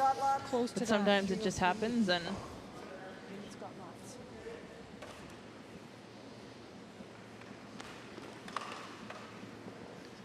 Chelsea Carey had this kind of game in the 3-4 game against McCarville, I think it was. And Yeah. came back to win the bronze the next day. So.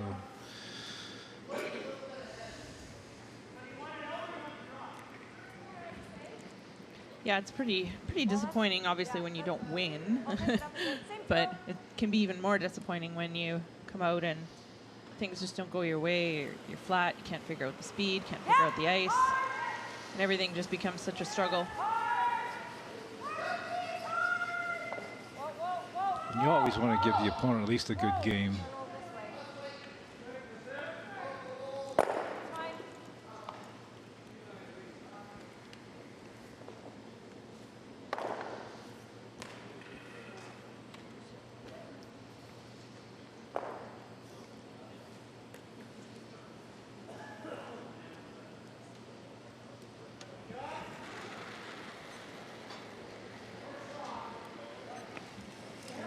Not lots of weight.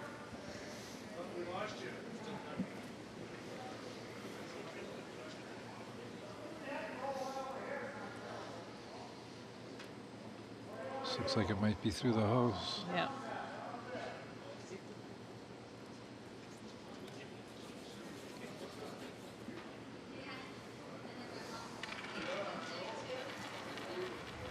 Like that?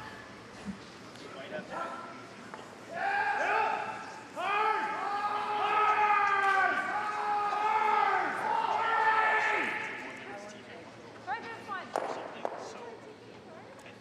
What if we damage one way or the other? Must have figured it out. Time out.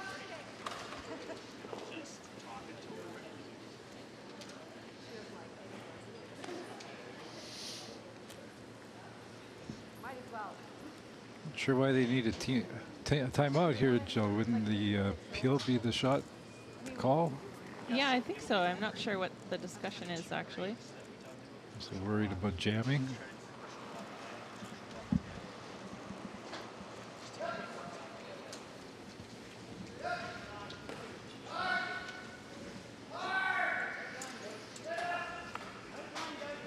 They've already got 4 rocks that they put. The most they get is 4.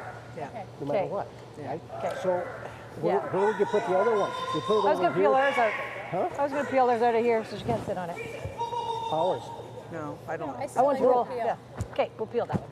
Peel the red one because that's the one they're going to So grab. let them, they can make a nice freeze. They gotta make it. We could peel it onto our own though too, right? No, we're not looking Okay, at that, no, Terry. well, then I think I like peeling it that way. Doesn't matter. We can drive it through this way. Yeah. Because if you do put it there, it's going to be wide open Okay, anyway. okay. Right? Alrighty, no, I just thought we didn't have to. That's all I was thinking. So I thought we might as well just talk about it. Okay, okay. What do you want to do? Which turn would you like there, Miss? It doesn't really matter, whichever one you think you know the best. I think we're going outside. Okay. So they settled on throwing the peel, which I think is the right call. I think Terry was just concerned that if the Cowling team makes a freeze on their blue one on the right-hand side, that it might be a little bit difficult to get out.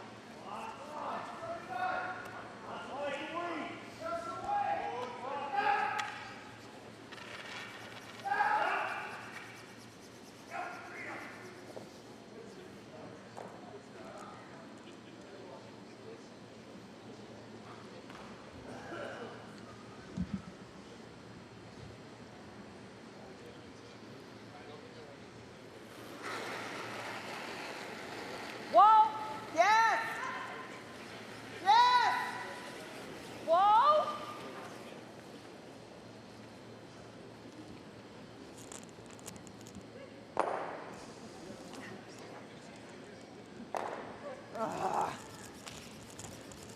Didn't want to keep the red around.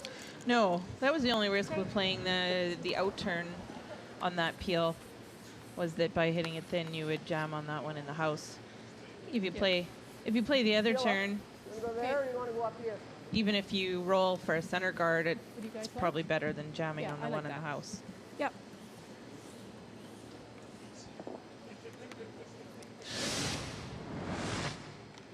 Just to replay that last shot.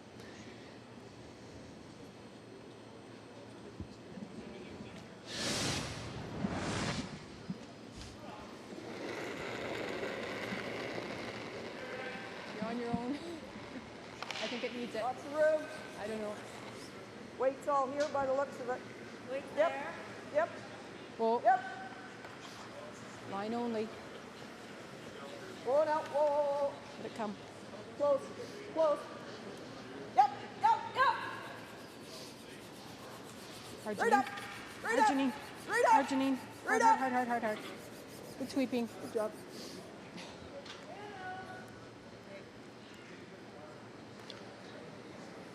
This is a good shot. It's a very good shot. They're set up for at least 2 now. Yep. It's a little tricky to get that one out over there with that blue one in behind a little bit. So Terry will elect to play the more open one. And really for the Ursel team, for them to give up 2 is really not the end of the world at this point. They're in control, and it would only give them the opportunity to have hammer for the first time in this game.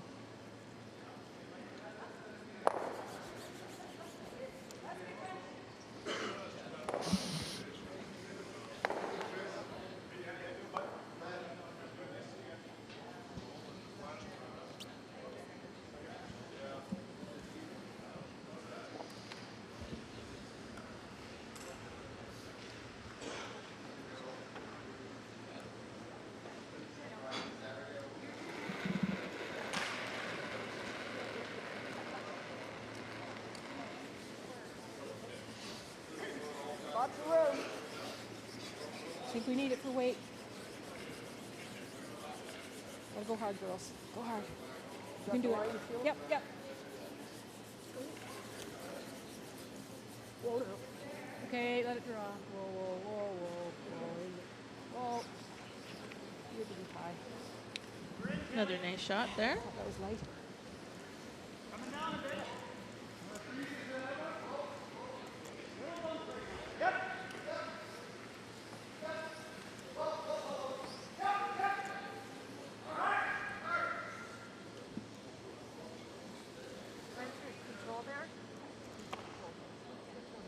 It'll be an interesting game this afternoon, assuming the result holds.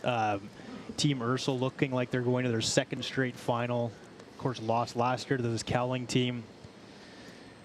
Going to play the Barb Spencer team if they get there. And as we talked about earlier, Team Ursel beat Barb Spencer, handed her her only loss of this tournament. So, Yeah, I'm sure it'll be quite a battle, and I would think that Barb and her team will be pretty fired up to play in the provincial final, and Darcy will be looking for a win in the provincial final this time instead of the loss like the Scotties a few weeks back.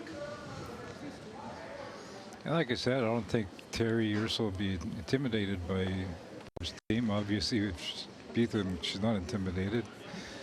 Final might be a little different, though. For sure, and I'm sure that they've met each other a number of times over the years in the provincial Scotties, know each other fairly well.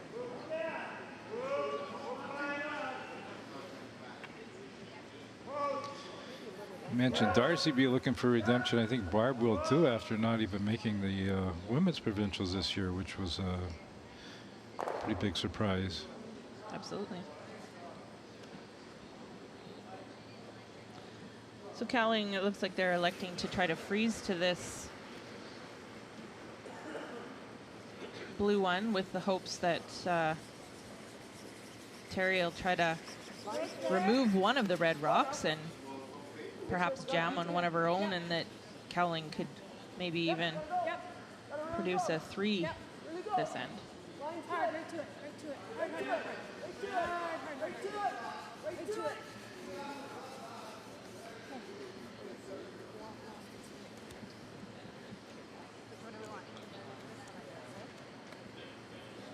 That rock seems to overcurl just a little bit in front of the house. Not sure why. Yeah, Maybe probably she was just being a little bit light. If she'd Yeah. had 4 or 5 feet more weight, the line might have held a little bit better.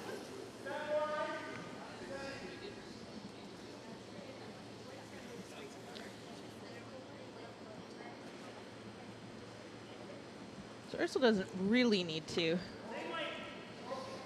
stick this. Well, I don't think she wants to. Yeah, I mean, it's quite difficult. It'll leave a shot for 2 still, but like I said, that's okay at this point in the game.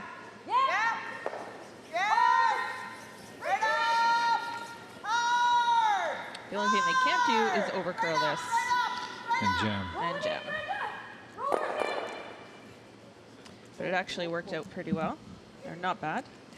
Might be a double here for 3 points. Pretty flat double, though. It is pretty flat.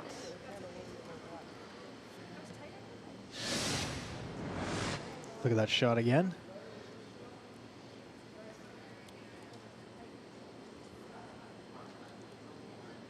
I don't think Cowling has much of a choice but to play it. Considering the score, I think you're absolutely right. Mm-hmm. But you could make the shot, Joe, right? I know I couldn't. But And they're going to elect to take a timeout.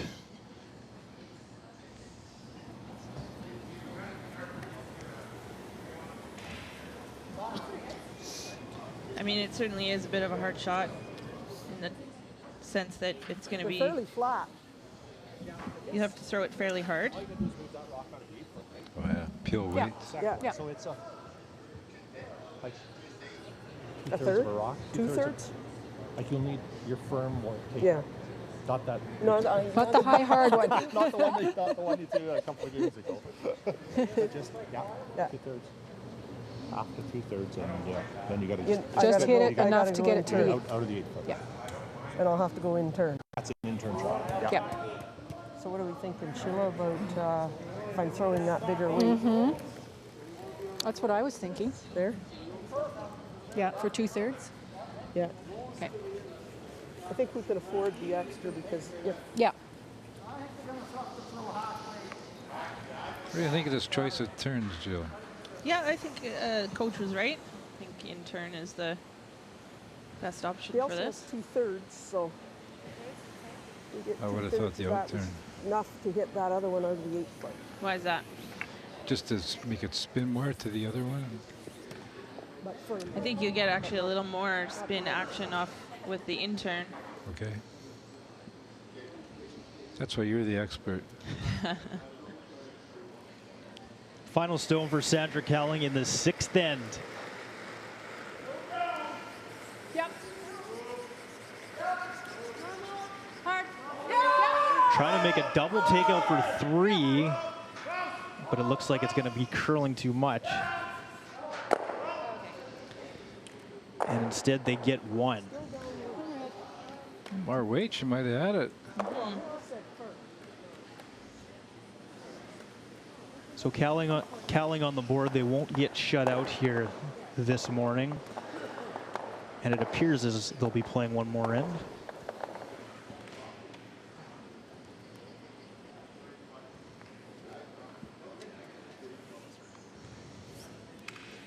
So we'll take a timeout here. And be right back. You're watching Shaw TV's coverage of the 2017 Manitoba Senior Provincial Curling Championships.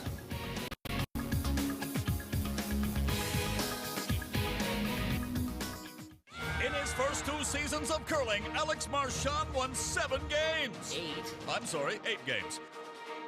In that time, he put together a 2-game winning streak, got new uniforms, met an Olympic gold medalist, made the front page of Curling Monthly. He explained to his boss what sweeping does, and got his butt kicked by a guy with a fake hip. Yes, Alex the Hack Marchand has had quite a year, and it all started with a click. Shaw TV proudly presents Hurry Hard, the Manitoba Curling Show. Join us for in-depth coverage and analysis on all things curling, including the latest news, upcoming events, as well as feature interviews with some of the most prominent curlers in the province. Kevin Hirschfield hosts Hurry Hard, the Manitoba Curling Show on Shaw TV.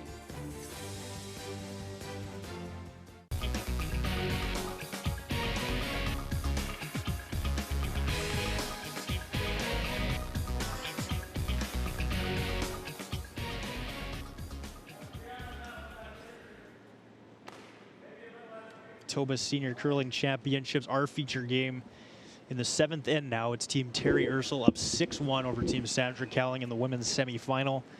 Winner to play Team Barb Spencer in this afternoon's final.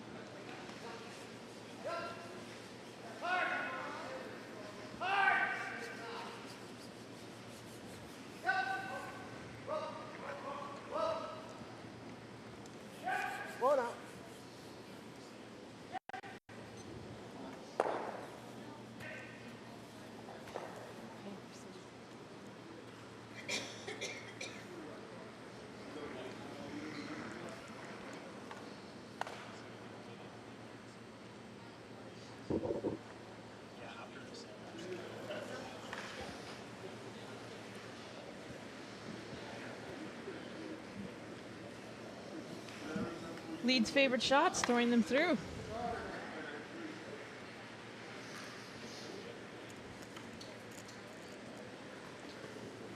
On the Grand Slam Tour, we play the 5-rock rule now, so there's been the odd time where even I, as a second, have been able to throw one through. But you don't get scored on those anymore. No, I don't know if you ever did you? Yeah, one time. Oh. You got 100%. Oh, of course.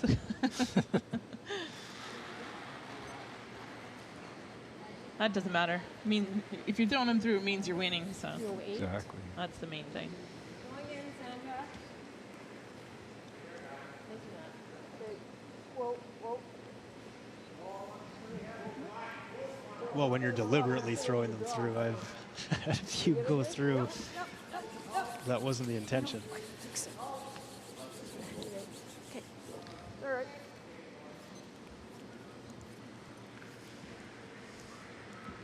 What do you think of that 5-rock rule, Joe? It's good. It's really interesting, and it can be a little challenging, I find, but it's fun. Challenging is good, though, right? Oh yeah, for sure. Whoa! It's okay, we're gonna know it's going. That's fine. I know there's been a lot of talk last few years about reducing the national championships to 8 ends, and there's also been talk about going to the 5-rock rule. Just what are your thoughts on those? Well, as somebody who sweeps a lot, I kind of like the 8 ends. And I think teams are more likely to get into it a little earlier in the 8 ends, which I quite like as well. Lots of room. And Lots of room. I mean, we're also playing 5-rock rule in an 8-end game, so that's Right. what makes it challenging and interesting as well. And Still got lots. I quite like both options, actually. Play 8 ends, 5-rock rule, 8 ends. And do you think that will come? I think the 8 ends will come eventually. I'm just not sure when it'll be. The 5-rock rule, I think we'll see the game go to 8 ends before we'll see the 5-rock rule. And the 8 ends is basically for TV, I believe, that make games shorter. Yeah, I think so too.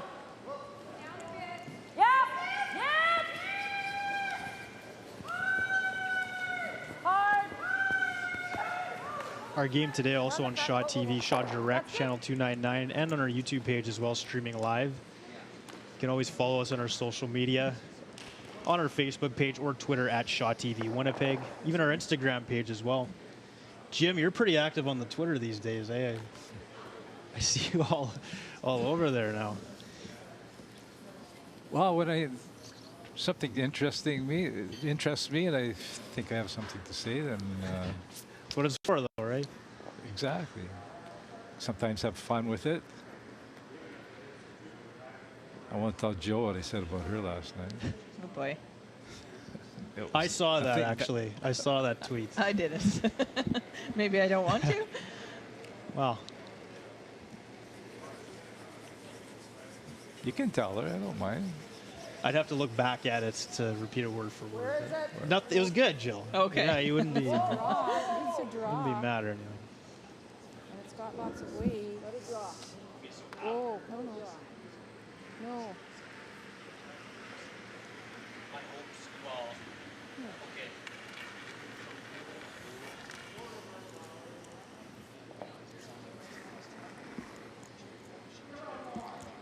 Jill, I said something along the lines of Shaw was looking for somebody smart and somebody sexy, and we all know how smart Jill is.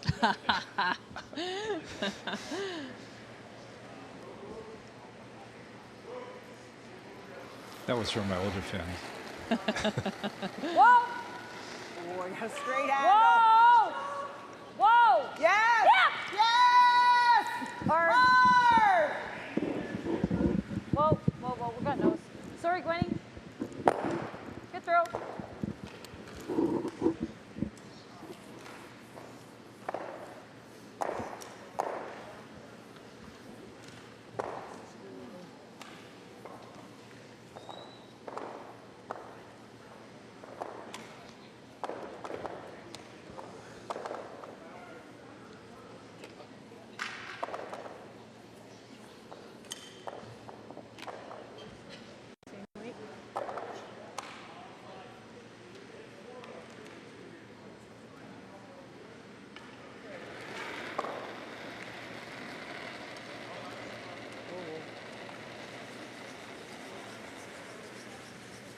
Yep, line's good. Line's real good. Where are we? Right up. Yep. Right up. Yep. Sandra Cowling actually has something going on this end. Hard. Good sweeping, girls. Yeah, I completely agree. I know sometimes when you have the hammer for for half of a game and it's not working out for you, it's sometimes better just to get rid of it. Normal. Better have to try to steal sometimes. It almost ends up working out better.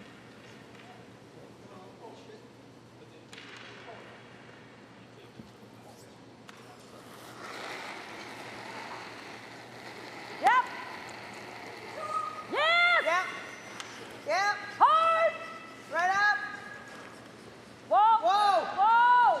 Whoa. Whoa. Good throw.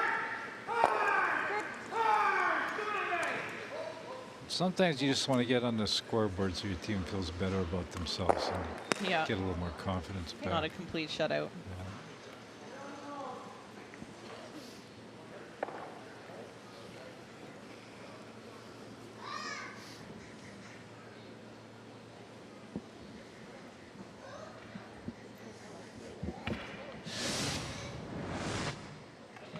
Look at that last shot.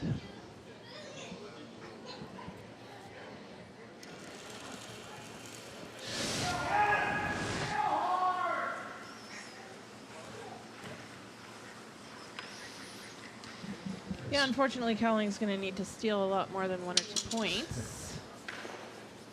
But at least they can perhaps finish a little stronger. I was watching a lot of the last end of the men's game during that break, and there were a lot of rocks in play. And Murray Warren his team played a great end, and they managed to get 2 to tie, 5-5. Now in the 7th end. Yeah, there's been no shortage of rocks in play in that game right from the start. Okay. Yeah, so 5-5 in that men's semi as they play the final couple of ends there. Before we leave you this morning, we will cover the remaining ends of that game, so stay tuned for that. Just normal control. Control or normal? I think control, actually, Terry, because mine didn't really go crazy.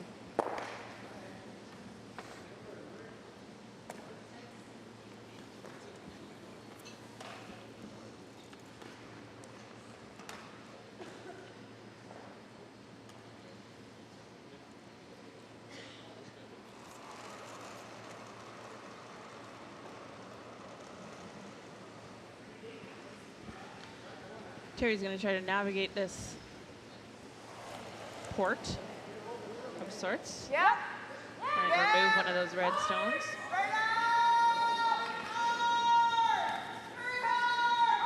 It's a little bit tight and it's curling quite a bit. Just by the guard. Just by. Nice shot from Ursel. It's a very good shot. Good sweeping on that one, too. So potentially Sandra Kelling's final stone of this championship coming up here. She'll be disappointed that she won't have a chance to defend her title this afternoon, but a good run for her nonetheless, as there's Ursul's last shot.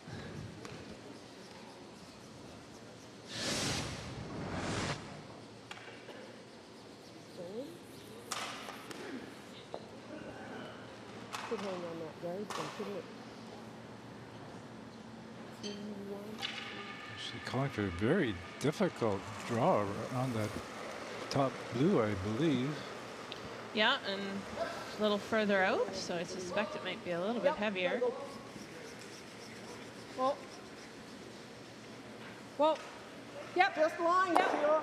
Yep. Line. Yes, yes, Line. yes. Hard line. Hard line. Hard, hard, hard, hard, hard line. Whoa. Oh, shoot. Okay.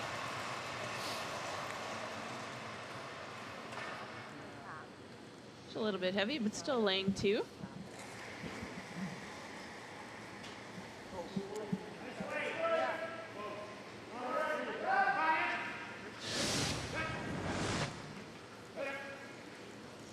And had to sweep to get it past.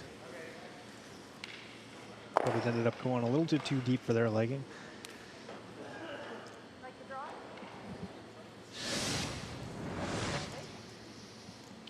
So Terry Ursel getting set to throw her final stone of the 7th end, a 6-1 lead. Has a draw for 1 here through that port. But they're going to discuss it here a little bit more. I'm wondering if Gwen feels that the tap on the blue is a little bit easier.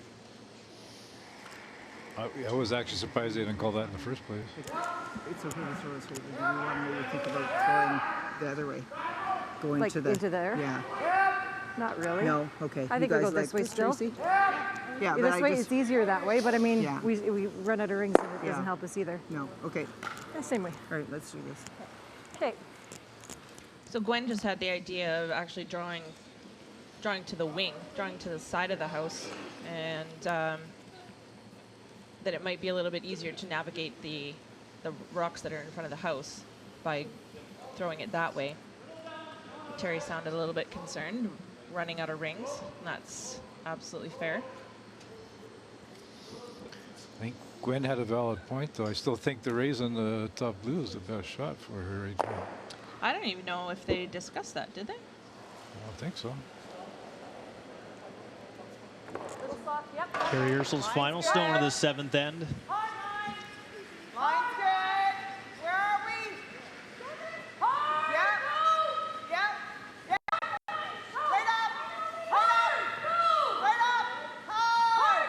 Guys, go hard. We're by. Bye. Good judge, guys. Nice shot. And a great shot from Terry Ursel, and that is your game. A 7-1 win for Team Terry Ursel, and there will be a new senior women's champion in Manitoba this year, the defending champs from Hamiota, Team Sandra Cowling, eliminated here in the semifinal by Team Terry Ursel. So that sets up the final this afternoon between Team Barb Spencer and Team Terry Ursel. We'll take a timeout here and be right back. Shaw TV's coverage of the 2017 Manitoba Senior Curling Championships.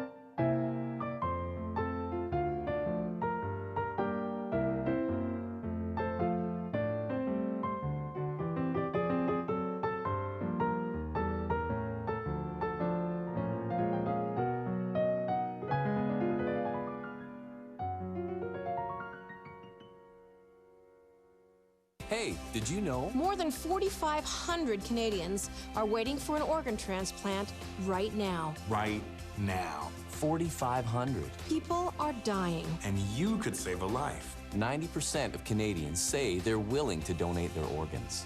But only a few are registered. So what are you waiting for? Get registered. It's easy and it's free. Leave a legacy. Be a hero. Save a life. Find out how to register today. Go to kidney.ca.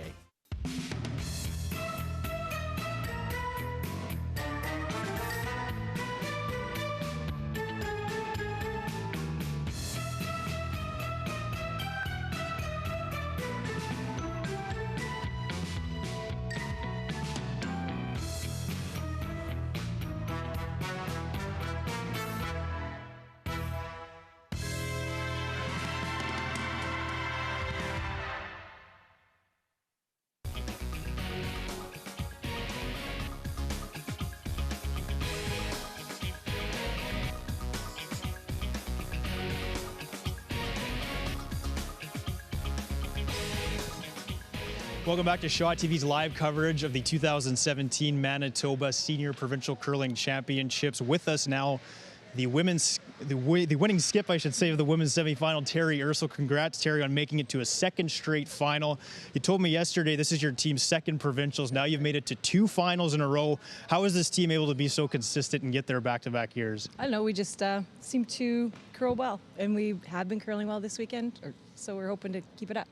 You had to get here through a tiebreaker, beat Maureen Bonner in a tiebreaker, then won against Bev Atkins yesterday. A pretty lopsided result. Another big win here this afternoon for you. These big wins, do you feel that your team is building some sort of momentum heading into the final? No, we're just trying to be consistent, keep making our shots and trying to keep our weight in control, and it's been working. You'll meet Barb Spencer this afternoon in the women's final. You handed Barb's team their only loss so far this tournament. Will you use that as any sort of motivation heading into that game? I don't know. We just have to play well and try to make our shots. We'll just try to keep ourselves in our own control. We can't do anything about the rest. Absolutely. Terry Ursel, congrats on the win and good luck this afternoon in the women's final. We will be right back here on the Shaw TV's coverage of the Manitoba Senior Provincial Championships with action from the men's semifinal. Kelly Robertson, Murray Warren coming right down to the wire. We'll be right back after this.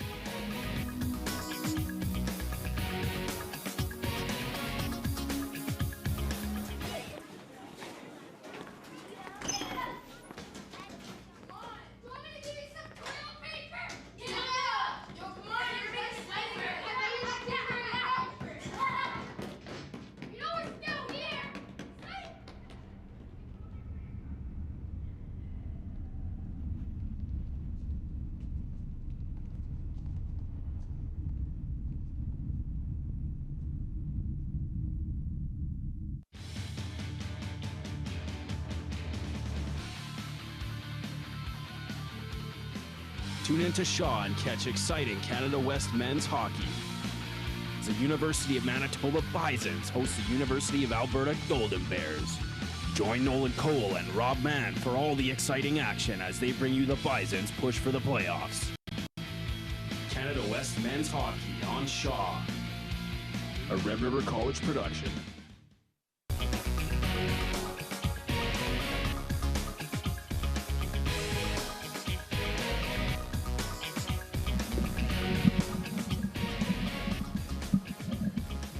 Back at the Manitoba Senior Curling Championships. Our feature game is done. It's Team Terry Ursel clinching their spot in this afternoon's final against Barb Spencer on the women's side. A good battle coming on the men's side now as they begin the 8th and potentially final end. Team Kelly Robertson, Team Murray Warren, and Team Murray Warren up 6-5 as we head into this last end. Robertson was up 5-3 through 5.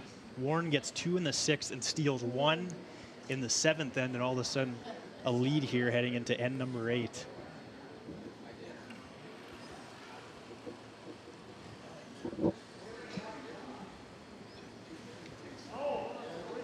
And we've just been looking over at times on this sheet, and there's been a ton of rocks in play. Yeah, like a ton.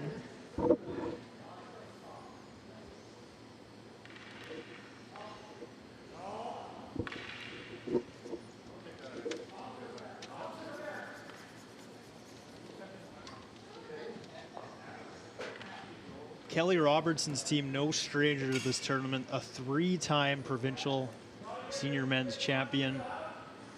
Won the Canadians actually in 2011 as well. So this team has been here before. Looking to do it again here today. So guys, I'm going to do my sign off, which was originally supposed to be on the ice after the interview. I'm just going to do it from up here.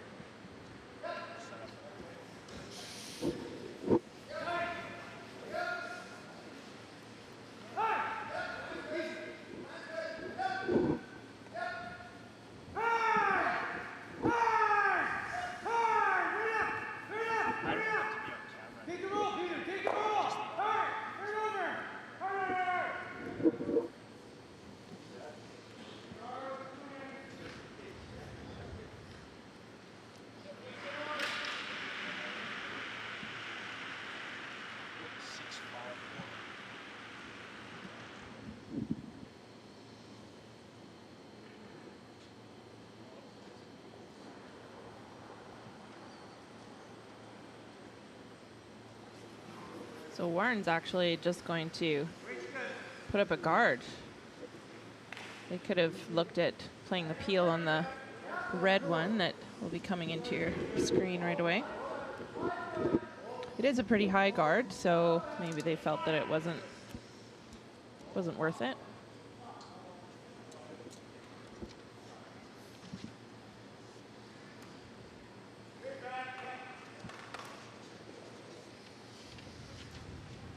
Murray Warren team from Brandon. Brian Barker at third, Terry Warren at second, Reg Warren at lead. I don't have confirmation, but I assume all related there. I can tell you for sure they all Jim would know. Are all related. One is a cousin, I believe.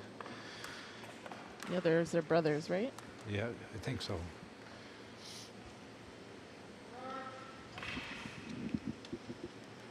People first noticed the Murray Warren team back in 2000 when they made, I think, to the semifinals of the men's provincials in Brandon.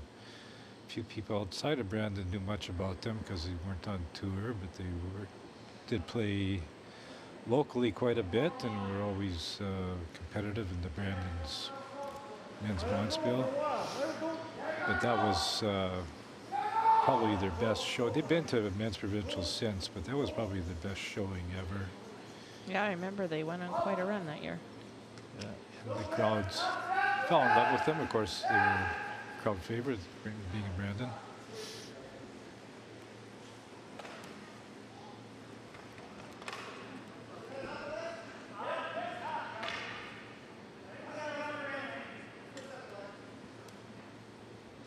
Actually, Don Spriggs made it to the final, losing to Jeff Stoughton in the 2000 men's provincial championship, and two of the players on Donnie Spriggs' team are now playing with for Randy Neufeld here.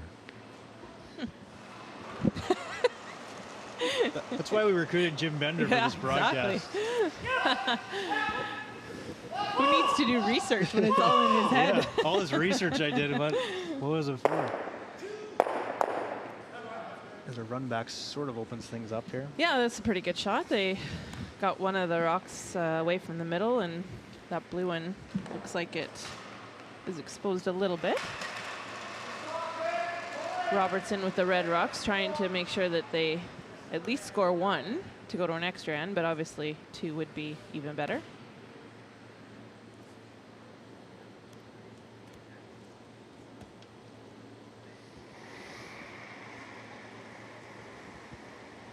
Warren's team is just going to keep drawing.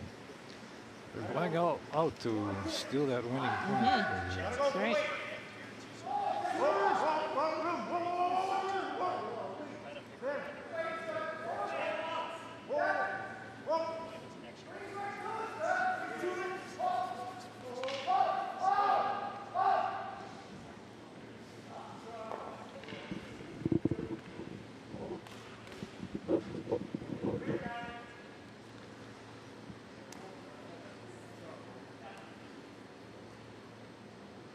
And they're going to try to play this run back again, this time running their own in.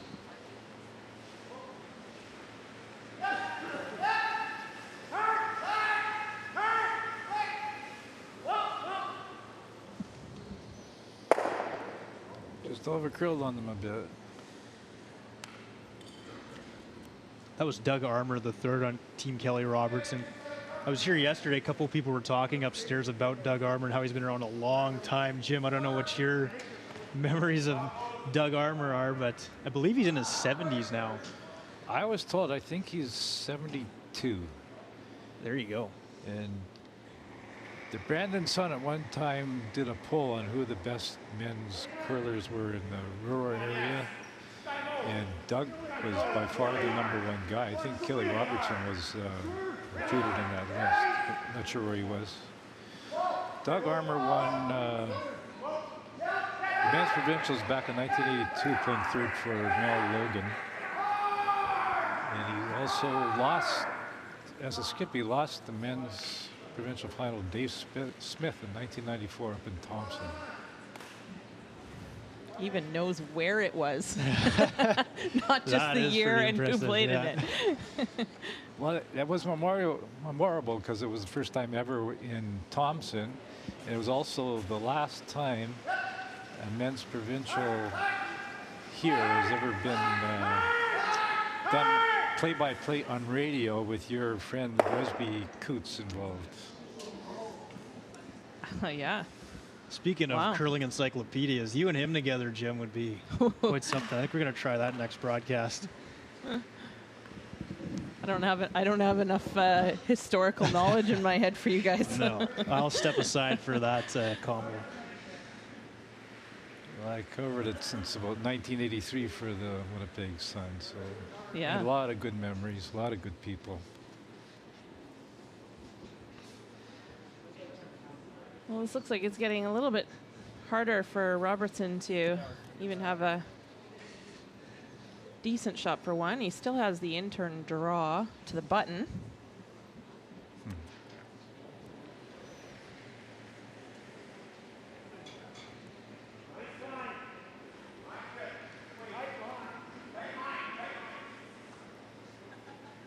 First stone for Murray Warren in this 8th end with a 6-5 lead in this men's semifinal. Winner plays Team Randy Neufeld in this afternoon's men's final. That will be our feature game at the Deer Lodge.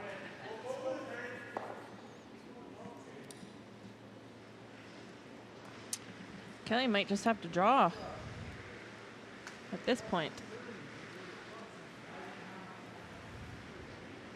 He heard you, Joe. Mm-hmm.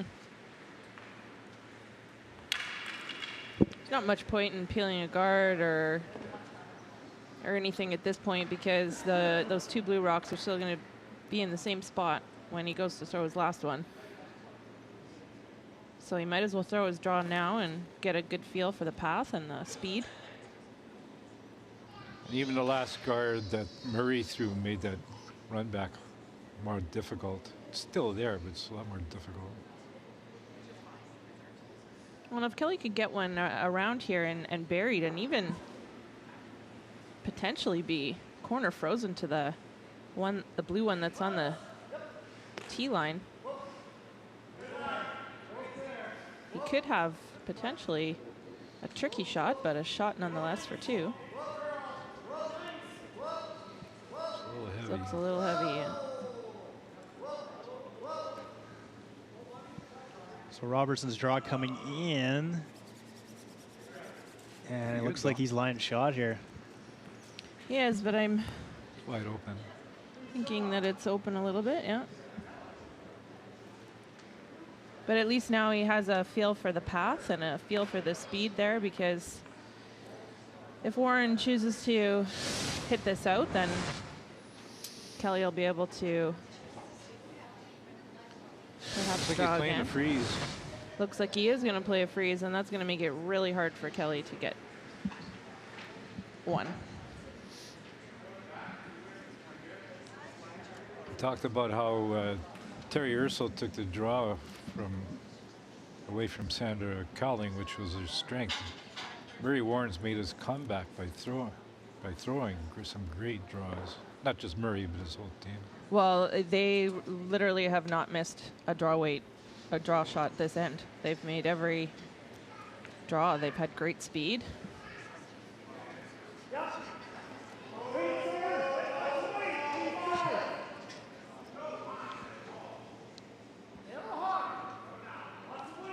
Murray Warren's final stone of this 8th end.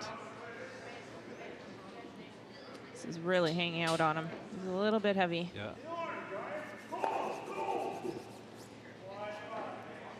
That's good enough to at least force the extra.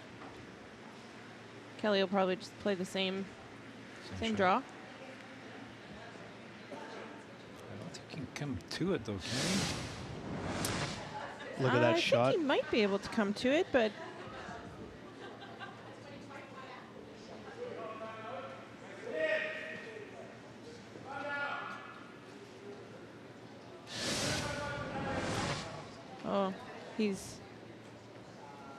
looks like they're wondering how much they can see of that red one on the right-hand side, and that they could play off of it and go for the win. And go for the win. Could play what you would call an around the horn, hitting the red one onto the blue one that's at the back of the forefoot and spinning it up to hit the one that's on the side of the button.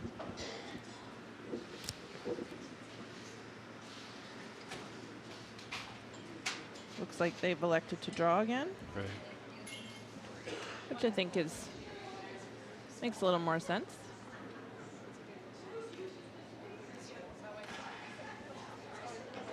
So Team Robertson at a 4-1 lead after 3 ends in this game. Appeared to be well on their way to a victory, but Team Murray Warren battling back, and since then has outscored Team Robertson 5-1, and now a 6-5 lead as Kelly Robertson throws his final stone of this 8th end. Needs one to force an extra. This is really curling on him. Bye. I think he can come to his... Oh, no.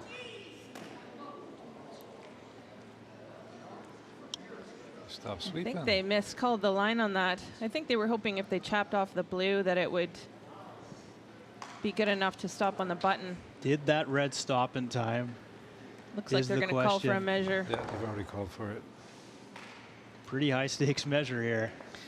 I think they could have stayed on it if they'd come right to their red one at the back. They, yeah, I think would have been shot. So. I don't know why they didn't.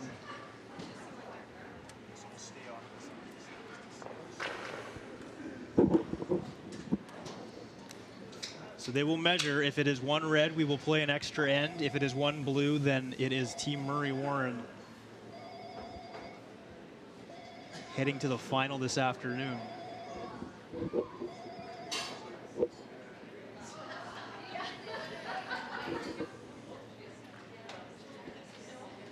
Trying to look at the teams, how they're reacting. Haven't really gotten a good sense of what they think is the shot stone here.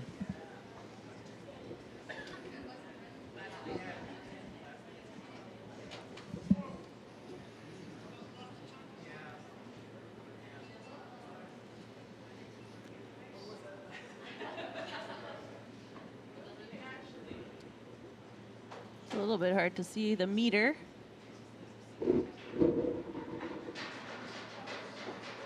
One red. Wow. Extra end. By the skin of their teeth, and we go to an extra end here in the men's semifinal. Team Robertson and Team Warren tied at 6. We will take a timeout and we will stay with this game before we sign off. We'll come back with the extra end here at the 2017 Manitoba Senior Provincial Curling Championships. Back in a bit.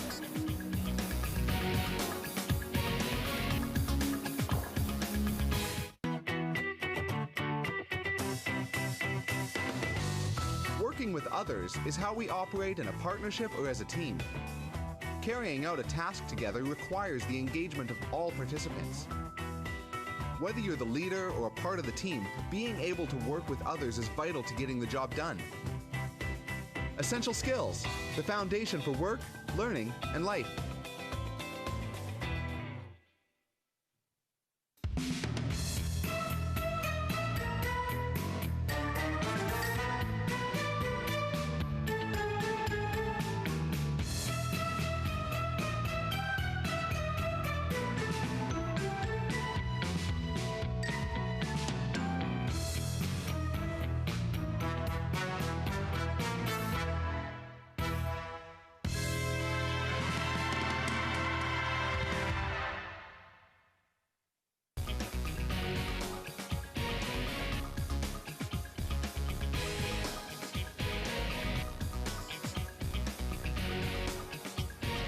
Back at the Deer Lodge where we're going overtime, playing extra ends here in the men's semifinal.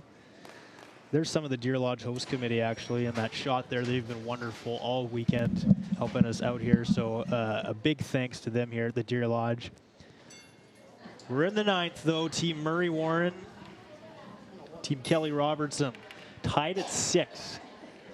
A spot in the men's final on the line here this afternoon as Team Randy Neufeld from the LaSalle Curling Club will await the winner of this.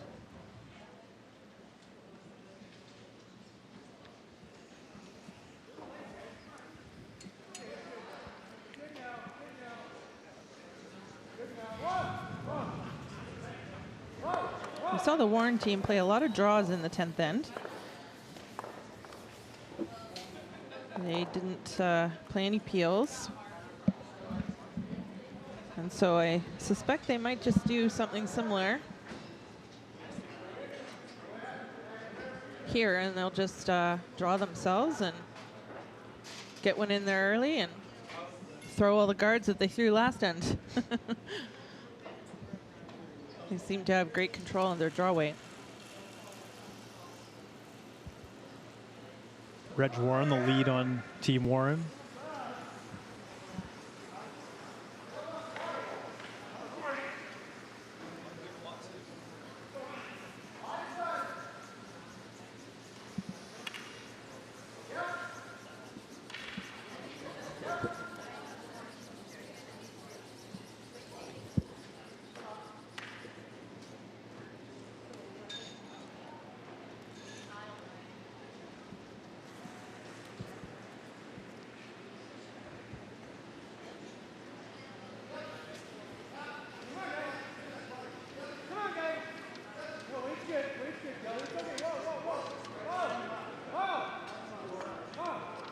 Robertson's putting up 2 guards.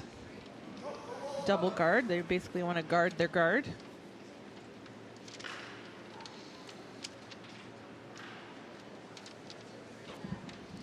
Just to look at how these teams got to where they are. Both were actually in the same pool. They were the 2 teams that qualified for the playoffs from that pool. In their round robin matchup, it was Team Robertson winning 10-5. And that was the last game of the round robin. So Team Warren was actually 6-0 heading into that game. Robertson was 5-1, and as a result of the head-to-head tiebreaker, Robertson ended up in first spot Warren had to play in the 2 versus 2 game where he defeated Mark Franklin from the Granite last night.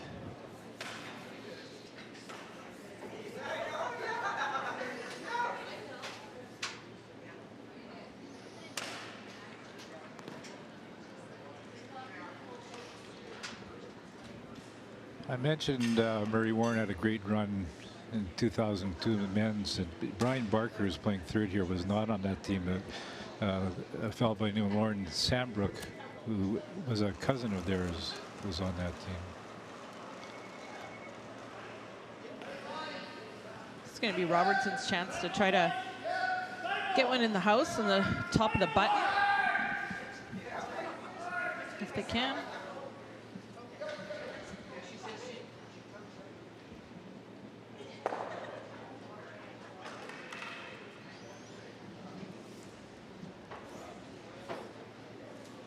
That didn't work out very good for Robertson's team because they split those guards. It makes that draw to the button a lot harder. And now they're throwing a peel. Now they're actually throwing a peel, yes. They're just going to peel the center one, try and keep that middle area open for themselves. Ooh. And maybe that's why they don't throw a lot of peels.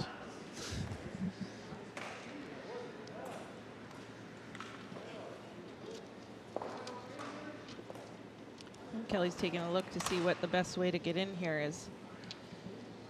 I think he could get more of the forefoot playing the in-turn versus the out-turn. I don't know if you saw how high Terry Warren lifted that rock there, but young curlers like me, I mean, we don't see that a lot nowadays, but it is quite something every time I see that. It's the Pee Wee Pickering type style.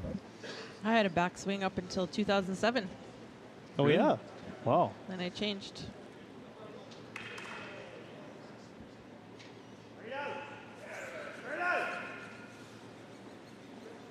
And now it's no lift at all, right? Correct.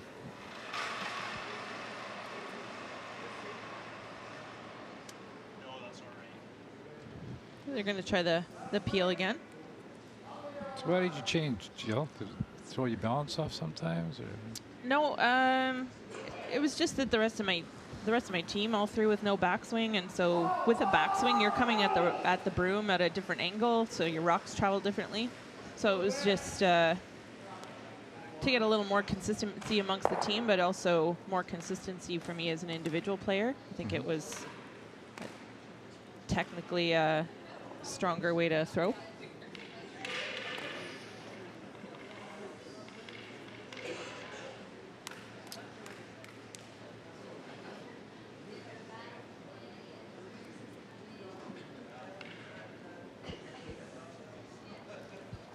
Kelly has shot rock, but it's at the back of the house, so he wants to get another center guard up, right? Yeah, absolutely.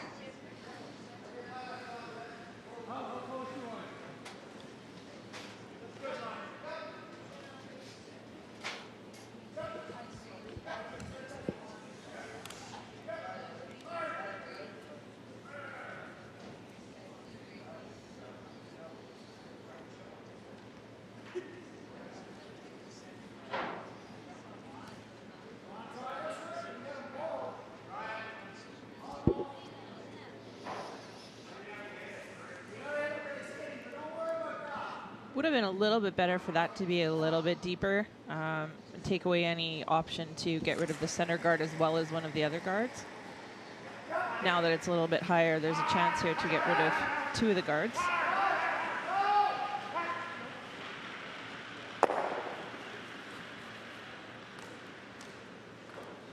Just the 1 guard gone. As we move into third stones here of this extra end of the men's semifinal.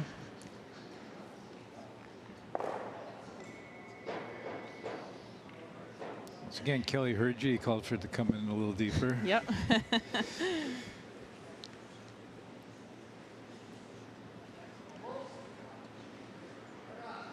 We're on the same frequency today.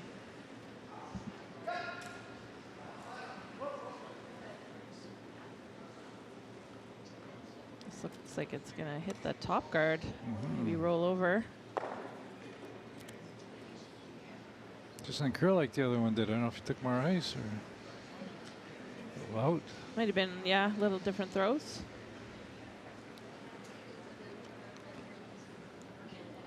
Remember, Team Kelly Robertson, 3-time provincial senior champions. They've been here many, many times before, looking to get back to a final and win their 4th this afternoon. But in a battle here. These guys, a number of years ago, formed kind of like a senior all-star team, because Peter Prokopowicz used to be one of the best skips in the Dauphin area. Doug Armour, we mentioned, used to skip some pretty good teams himself, and Kelly Robertson has always skipped. Just these Bob Scales, I think, has always been a front-end guy. Let's take a look here at what happened with that last shot. A lot of movement of the guards here as 2 Reds kind of made their way into play. They didn't realize that that red that's still sitting there, the corner guard, actually hit the boards. The one on top? The corner guard that's there.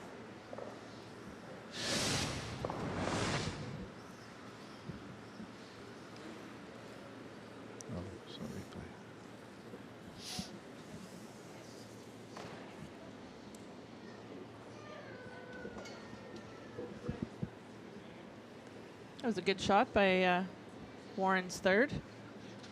Getting rid of all the guards.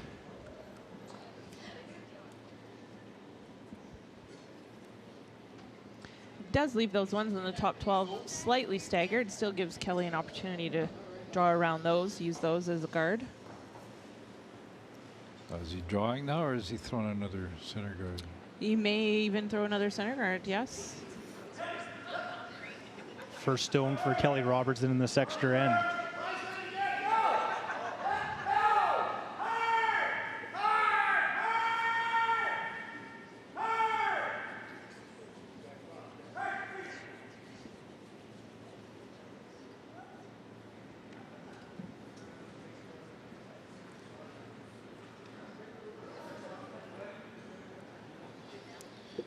So what do you do here, Jill? Can't peel all the front. Want to get 4 foot first? Yeah. I'd be tempted to just draw the 4 foot. Especially since he's had draw weight. Yeah, really. The whole game. Great draw weight. Just a replay of that last shot from the Warren third that moved all the guards around. Ryan Barker, yeah. You see this red rock on the far right of the screen actually hits the wall, and I believe they left that in. I don't know if that's going to make a difference.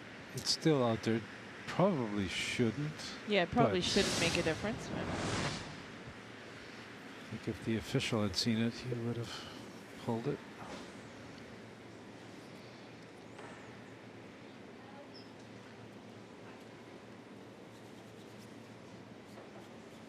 Good eye, Jill.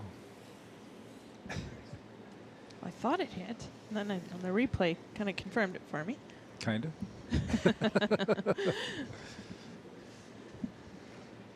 So Murray's just going to draw around here. Obviously, he needs to be shot rock because that red one at the back of the house is still shot over the blue at the top.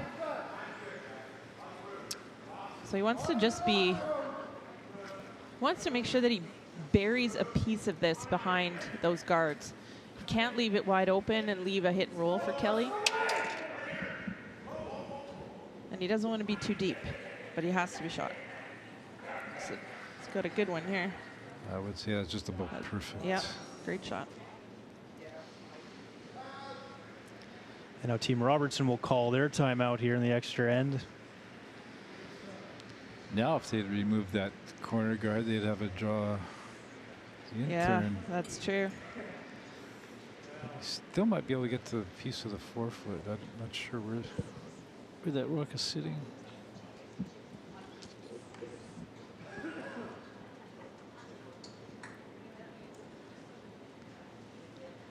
Get a look there at where that blue ended up. Okay, top button. He could probably still get around it if he wanted to.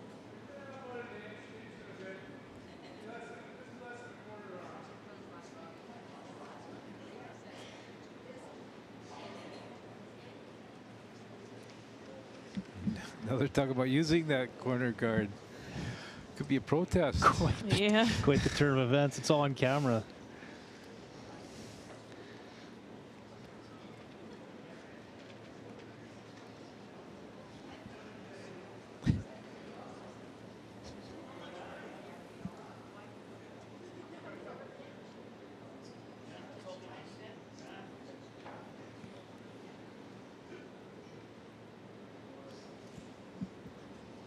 Robertson had to make 2 pretty good draws with his last rocks in the 8th and was able to secure the 1 to get to this extra end. A little bit less backing though here. Even if he draws around that shot rock, that all Warren needs to do is tap it up, right? I think he's calling for a hit and roll to the outside. Hoping that Warren will hit and roll out or roll too far.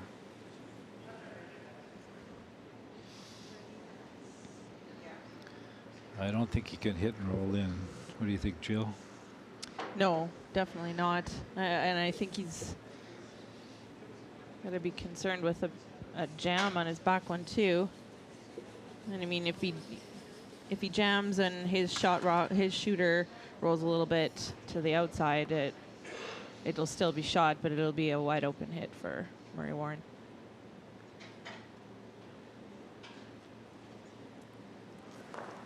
So Kelly Robertson's final stone in this 9th end.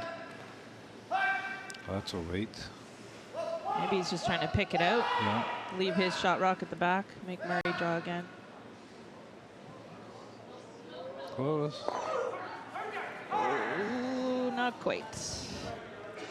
And that's game. And it didn't roll enough. So Murray Warren will not even have to throw his final stone. And he clinches a spot in the final, a 7-6 win for Team Murray Warren from Brandon. And they are off to this afternoon's senior men's final, where they will take on the 2-time defending champs, Team Randy Neufeld, out of the LaSalle Curling Club.